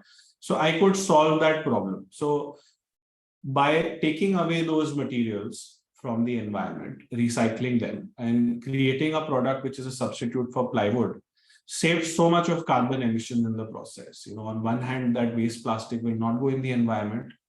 At the same time, so much of trees will not be cut down for an application which is only growing exponentially. You can imagine how much of more kitchen cabinets India is going to need in the next 10, 20 years. The housing space is booming. So I had to be a scalable model. The product had to be scalable. And to create that scalable business model, all the pieces need to be in place. Your supply chain needs to be in place. Your distribution market needs to be in place. Your manufacturing needs to be in place. And you have to be profitable in the process for you to sort of even talk to a possible investor. So this is the value creation that I was after. And a lot of things that I could plan to do, and I'm still learning in the process, come from my past experiences in my first business and things that happened before. So when you are embarking on a journey to generating and creating true value, when your intent is right, I think the first and foremost step is to sort of take that leap of faith. Decide that you will not take up the dynamics of a job, and if you're confident enough that no matter what, you will be able to secure a job tomorrow, no matter how badly you fail or how badly things turn out, you would still be able to manage your expenses and pay the bills. If you have that much confidence, and then I feel it's definitely worth taking a shot. And do not really get bogged down with these very daunting thoughts of how do my projections look like after 2 years, 3 years, how am I going to hire the team, where my office is going to be, what does my initial pitch deck look like. Don't get sort of bogged down by all that. Just take your step. I mean, the first step is more internal than external. So if you take the first step, second step will happen, and the third step will happen. You will find your way. And even if let's say you don't become a millionaire or a multi-millionaire or a billionaire, life is still be rewarding. There are many people that we know of are in the business. A lot of of you will come from business background, so it is about personal journey and personal liking. And I feel if you truly feel that you are good at managing multiple things, and if you're good at communication, and if you're a truly operation and hands-on kind of a guy, if you like to talk to people, if you believe in creating value, then I think you should seriously think about contemplating whether entrepreneurship can be your calling. And if that is, it should be at this stage, it should be about planning your first step, and things follow eventually. So I think that's all from my end. I think I've consumed my share of time limit, but we'll be happy to take questions later on. Thank you so much, sir. It was indeed very informative to hear from you. I am privileged to announce to you our next speaker, who is a co-founder of itokri.com, Mr. Nitin Pamnani. Mr. Nitin, along with his wife, Mrs. Jia Pamnani, started iTokri in 2010, the online store for handicrafts, handlooms, fabrics, jewelry, paintings, and other artworks. It is India's only craft and loom retailer with 100% artwork, with 100% inventory of handmade artisanal products, which connects customers and artisans in one platform. Today, iTokri caters to a discerning domestic and global audience who are enthusiastic about Indian handicrafts and handloom. The mission of iTokri is to save the highly fragmented handicrafts and handloom industry from diminishing under the pressure of fast fashion. May we please have some words from you, sir? Thank you, Priyanshi. I would firstly like to thank General V.K. Sharma, Pro Vice Chancellor, MIT University, and Dr. Anil Vashisht, Vice Chancellor, MIT University, for inviting me. And I would also like to thank all the esteemed other panelists in the call today. And it's my pleasure to be here. And it's so much insights I've been listening to Mr. Rahul and everyone else who has been sharing. मैं थोड़ा हिंदी में ही बोलूंगा, चलेगा ना? तो मैं वो repeat नहीं करूंगा जो राहुल कह रहे थे. राहुल, आई थिंक राहुल ने जो भी बोला आज वो बहुत इंसाइटफुल था एज अ एंटरप्रेन्योर. मैं थोड़ा सा वहां से बात आगे ले जाना चाहूंगा ताकि कुछ और भी हम इसमें से सीखें. आई एम श्योर यहाँ सारे स्टूडेंट्स हैं MIT यूनिवर्सिटी के जो स्टार्टअप इकोसिस्टम में काम करना चाहते हैं, एंटरप्रेन्योर बनना चाहते हैं, कुछ इस तरह की चीजों में जाना चाहते हैं.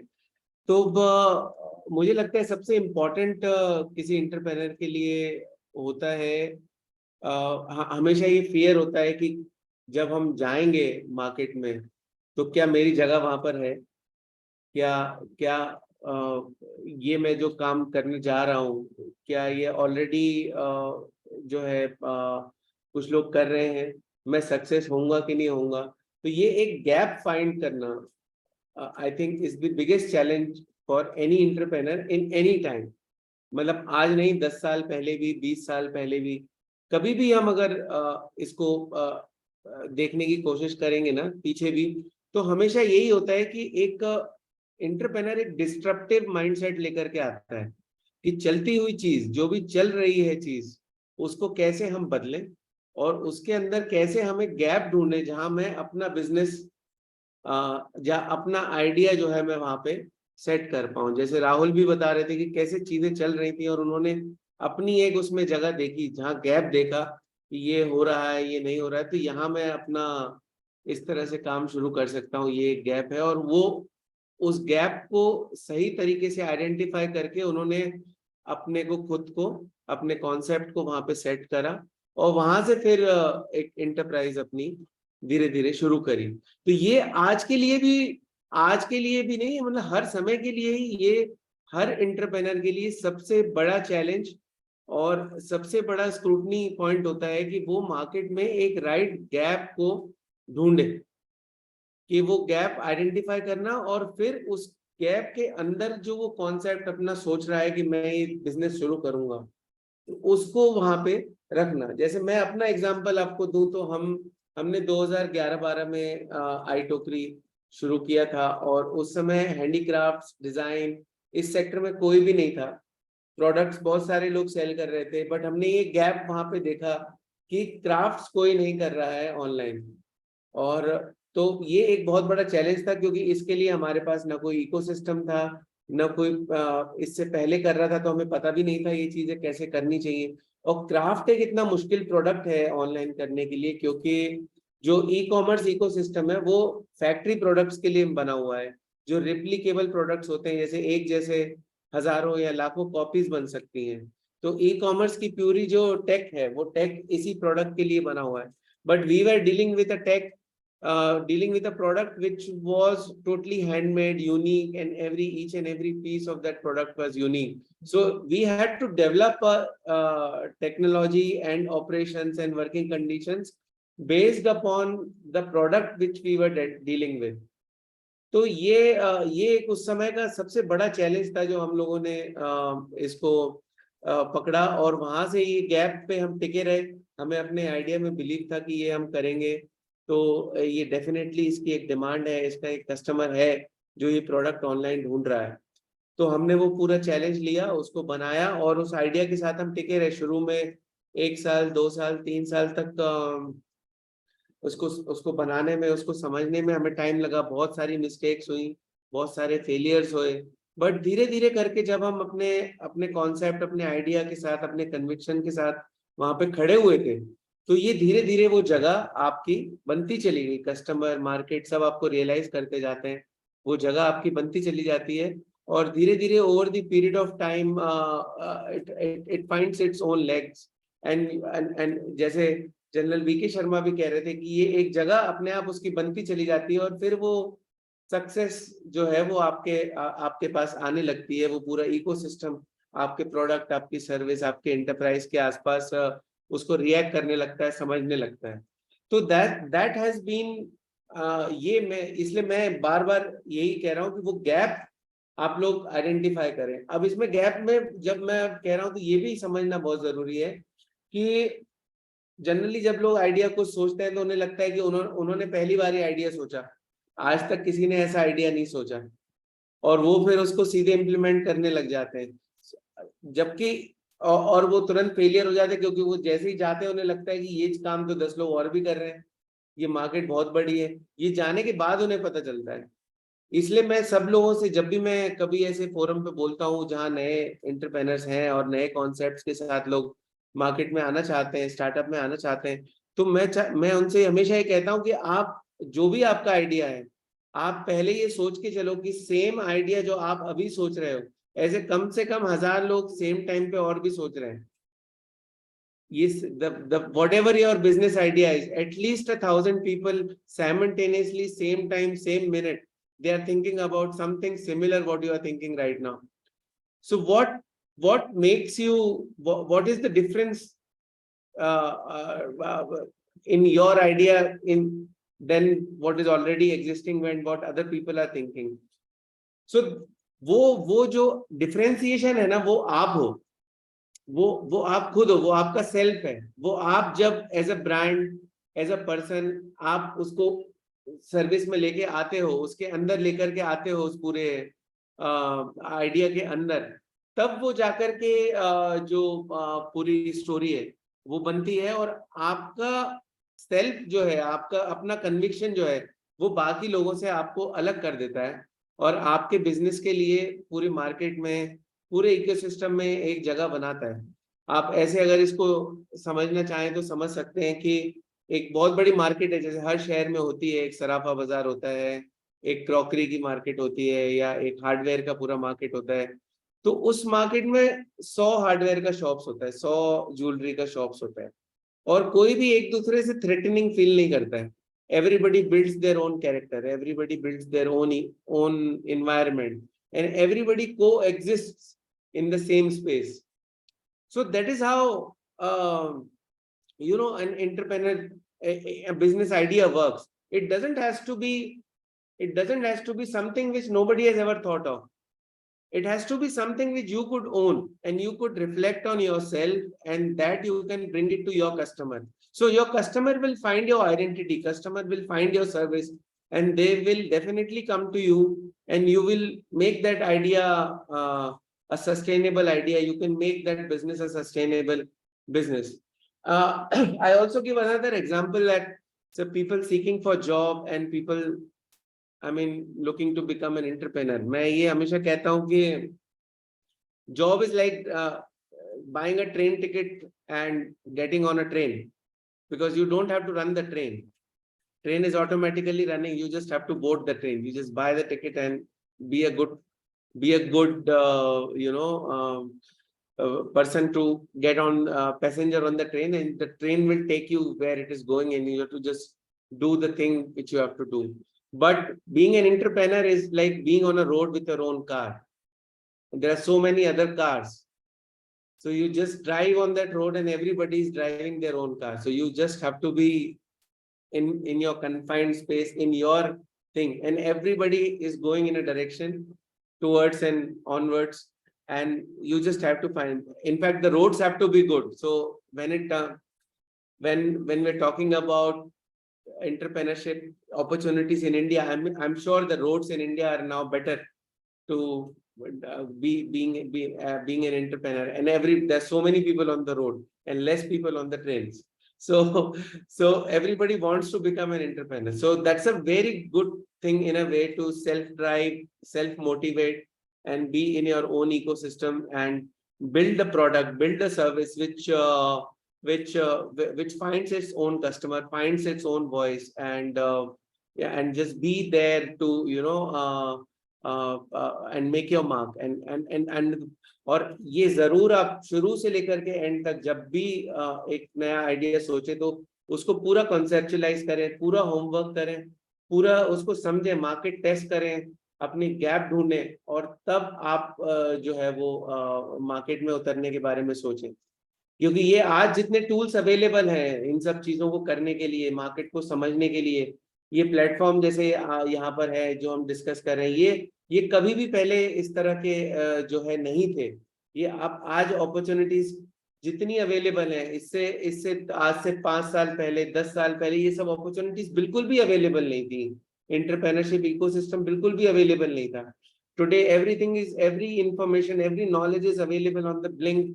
आप बस यूट्यूब खोलो, आप बस रीच आउट करो, there are people to help you out, people to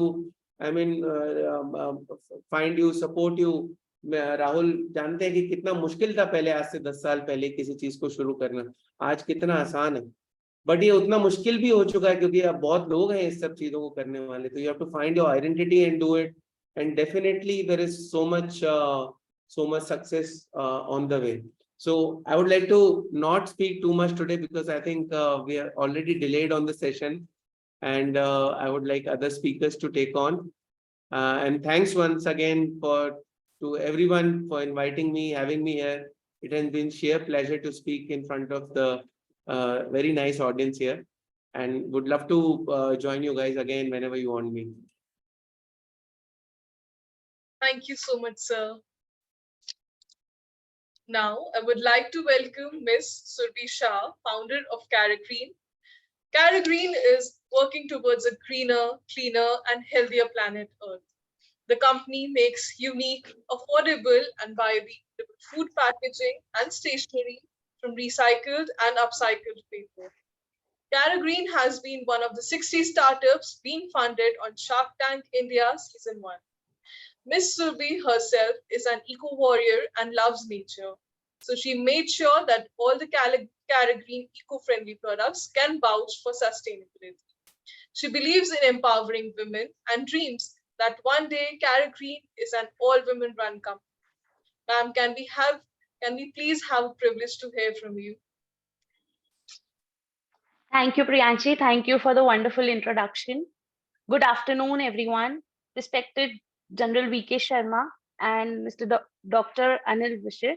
It's a pleasure to be on this forum with such esteemed guests, and it is a complete honor to speak to the students of Amity Business School. it would not be wrong to say that 10 years back, I was on the other side where all the students are sitting and listening to success stories, learning stories of many startups. Green. So Green is the first baby of mine, which started in 2016. So the idea was there since many years. I, being a second generation entrepreneur, my grandfather was a great support for me in starting the business when I started. So coming from a business family, the blood, as they say, is always a business blood. I worked at a multinational company, studied engineering, and all the learnings of this years is what I implemented when I started Carry Green. It is a joy to start a company, they say, but the learnings behind them are more important. Through these years, I've learned that milestones are definitely motivation, but the learnings and the failures that happen throughout the journey are the real gems in our life. So I would like to share the learnings from my mistake that I have made in these years, and as an entrepreneur want to always learn new things. It has been a great joy listening to all the three speakers from on the forum. My first learning always has been to learn before leading. As a leader, when I run a company, I always need to learn the basics first.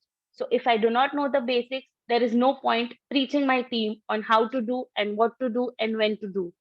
So the first thing that has helped me as an entrepreneur to learn everything that I have to work in, be it a designing, be it accounts, be it how to start a company, all the government documentation, certifications. I outsource, I give it to my team, but I know the basics of all the things I do. So that is the first learning which I would want to share with all the students today listening and who want to start their own business. Learn. Like speaker before me said, there's information available online everywhere now. So learn before leading. The second learning that I want to share today is reach out. So I have been actively participating in many networks around, say, be it Ficky Ladies Organization, CII, Young Indians, which is a part of CII, and many other management organizations. And that network has definitely helped me a lot. You learn new things when you meet people of the same mindset, same passion. The ideas could be different, but entrepreneurs share the same passion to do something every day which works for the customers and for their company. So always reach out to networks. If you are in a problem and do not find a solution, do not just go around the problem and waste time. Just reach out. There is always answers when you reach out. So that has been my second learning. Am I audible? You are, ma'am. Yes, You are you are. audible. Yes, you are. Okay. So learn and then lead. Reach out whenever required. The third learning that I want to share is give back. Give back what you get. Being a student in school, we are always taught to give back to the school by telling our juniors what to do. When you are out of college, there's an alumni group in every college, which gives us a chance to give back what we are learning when we are moving forward than the other students in school. So, as an entrepreneur, always think to give back. Being on this forum today is my way of giving back the learnings that I have learned from my mistakes. Only attending sessions or giving sessions is not the way you give back. So when you make products like Carry Green makes eco-friendly products, we started with stationery. So we collected waste paper, waste newspapers, and made pencils out of them. So my way of giving back was to give these pencils as sponsorship to the schools or the government schools that could not afford it. So giving back to the society as an entrepreneur really gives a sense of joy and you really sleep peacefully. So all the students who are working on a product-based business or a service-based business, do not forget that part of giving back to the society. And trust me, that will give you the joy that not a balance sheet which is full of profits will give you. So give back to the society how and whenever you get time, give back to the society because man is a social animal. We have always been learning in school how man is a social animal. And that is why it is very important to give back what you're getting throughout your journey as an entrepreneur. And the most important learning that I have learned is be kind. They say when you are on a journey to your top, people won't watch you, observe you, they'll just look at you. But when you are on a top as a leader, they will observe you every day. So just be kind. Be kind to your employees, be kind to your family, and on the most, be kind to nature. So when Carry Green was started, we were not sure what products we should start with, but I was sure that it has to be products that are kind to nature. That is why my way of giving back to nature and Mother Earth. So, a few things about my products. In the interest of time, first I shared what I wanted to share with the students, and now I'll talk about what our company does. We are into manufacturing of eco-friendly products. So, we use all green ways of manufacturing products. We are doing pencils, we are doing stationery, we are doing sea paper, we are also doing spoons. So our spoons are patented, and they are made out of waste and reused cardboard. So it replaces single-use plastic spoons, wooden spoons that are expensive, and you will find it in a lot of say bhel boxes by Haldirams or Bikaji Namkeen, and we do B2B. So that are our products. And the box that appeared on Shark Tank season 1, that is our most favorite product in the company, in the family, and by our customers. So that box transforms into plates and spoons. So once you use the box, there's no needed extra cutlery to eat the cake or the burger or the food kept inside. You just open the box, tear the plate and the spoons from it, and enjoy your meal. So we are definitely at Carry Green working towards more innovative packaging. This year we are shifting from food to different garments and products. And our whole focus is now on reusing paper, cardboard, and innovating new packaging. So that is that at Carry Green. I would like to want people to ask questions through mail. I'll definitely share my mail ID because two-way communication is always helpful. And I have been a lucky one founder category who has got a chance to speak on this forum. In the interest of time, I would quickly share a personal story. So I was student like you, worked at a multinational, got married, changed cities, changed friends. This year I became a mother, so I'm a new mother nurturing a 8-month-old baby. And trust me, having your own company, being financially independent, and making your own decisions doesn't give more joy than anything, and definitely giving back to the society. So thank you very much for having me today as a speaker, and thank you very much to Amity for giving us such an opportunity. Thank you. Thank you so much, ma'am. It was very informative to hear from you.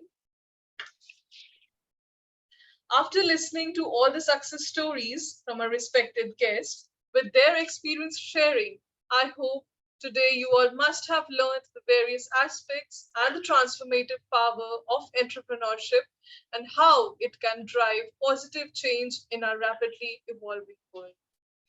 Let us remember that the road to success is never easy.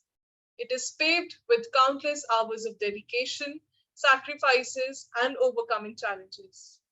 Amity Business School is proud to express heartfelt appreciation and admiration for our outstanding guests who have not only excelled in their respective fields, but also have exemplified values that inspire us all. Amity Business School would like to thank and felicitate them with mementos as a token of gratitude. Without further ado, and with utmost utility and honor, I would like to invite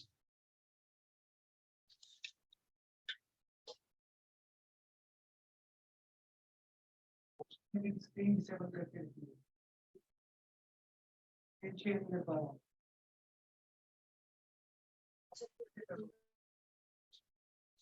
would like to thank Mr. Raghunath Megde, Mr. Rahul Chaudhary. Arvindji, Priyanshi, just one second. Arvindji, can you hear me? Yes, sir. The screen sharing of Dr. Raghuvanshi has been disabled. He has to share the mementos. Dr. Sandeep Raghuvanshi, if you can kindly do that. Done, sir. Done. Sandeep, sir? Sandeep, sir? Sandeep, Yes, sir? sir. Yes, sir. Now done. it's working. Done. You can do that. Thank you, Arvindji. Priyanji, please carry on once again.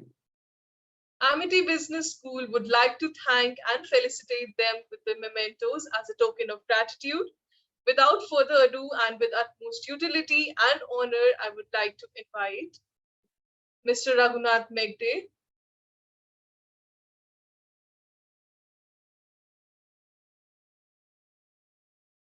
Mr. Rahul Chaudhary,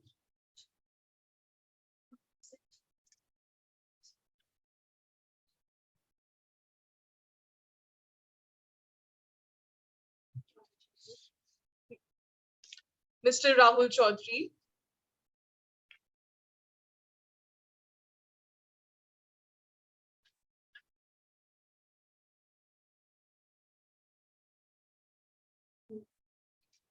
Mr. Nitin Pamnani,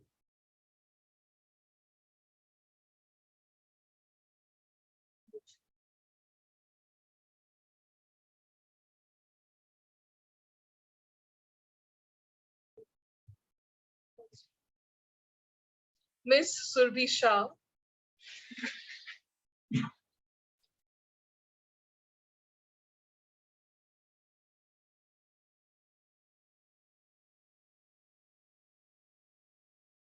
हाँ ma'am time लग रहा है ना network space हो गया.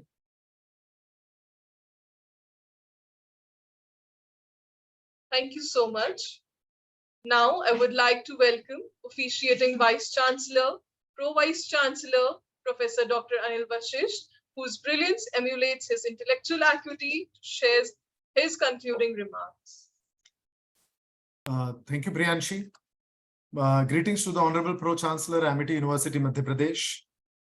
The Pro Vice Chancellor Research, Professor Dr. M.P. Kaushik, Mr. Raghunath Medge, the President, Mumbai Dabbawala Association, Mr. Rahul Chaudhary, Mr. Nitin Pamnani, Ms. Surbhi Shah, faculty members and dear students. The day has been most enriching in terms of learning and the knowledgeable insights, which right from the Honorable Pro Chancellor and the speakers had shared with all of us. I would like to thank the Honorable Pro Chancellor who spoke about how entrepreneurs can shape, modify, and reoffer their offerings to the customers in terms of meeting their expectations, and also how a great team helps in terms of building great products and services. Sir, my sincere gratitude to you for always giving your valuable guidance, support, and motivating us in all aspects. Thank you so much, sir. My thanks to Mr. Raghunath Medge for sharing their learning model with all the students, and also how India feels proud on seeing their excellent supply chain management, which is being followed till date. My thanks to Mr. Rahul Chaudhary for sharing his entrepreneurial journey and knowledgeable insights with the students. I am sure the students would understand that it's not an easy task to be an entrepreneur, but at the same time would learn that with self-motivation, you can have a win-win situation. Thank you, Mr. Rahul Chaudhary. My thanks also to Mr. Nitin Pranami for examples of the train and car and how the students can survive in a real competitive environment, which would always be there and would increase over a period of time. Thank you so much, sir. Last but not the least, my thanks to Ms. Surbhi Shah, who actually taught us to learn, to reach out, to give back, and to be kind to all of us on being on your entrepreneurial journey. My thanks also to the faculty coordinators of the event, Dr. Rajiv Dwivedi, Dr. Asta Joshi, Dr. Sandeep Raghuvanshi, Dr. Arun Mishra, to the student coordinators, Ms. Priyanshi Sharma, Mr. Deepak, and to our IT team at Noida and here, and Mr. Arvind for making this event possible. Thank you so much. And without your support and help, this event would not have been possible. Thank you so very much. Thank you so much, sir, for your remarks.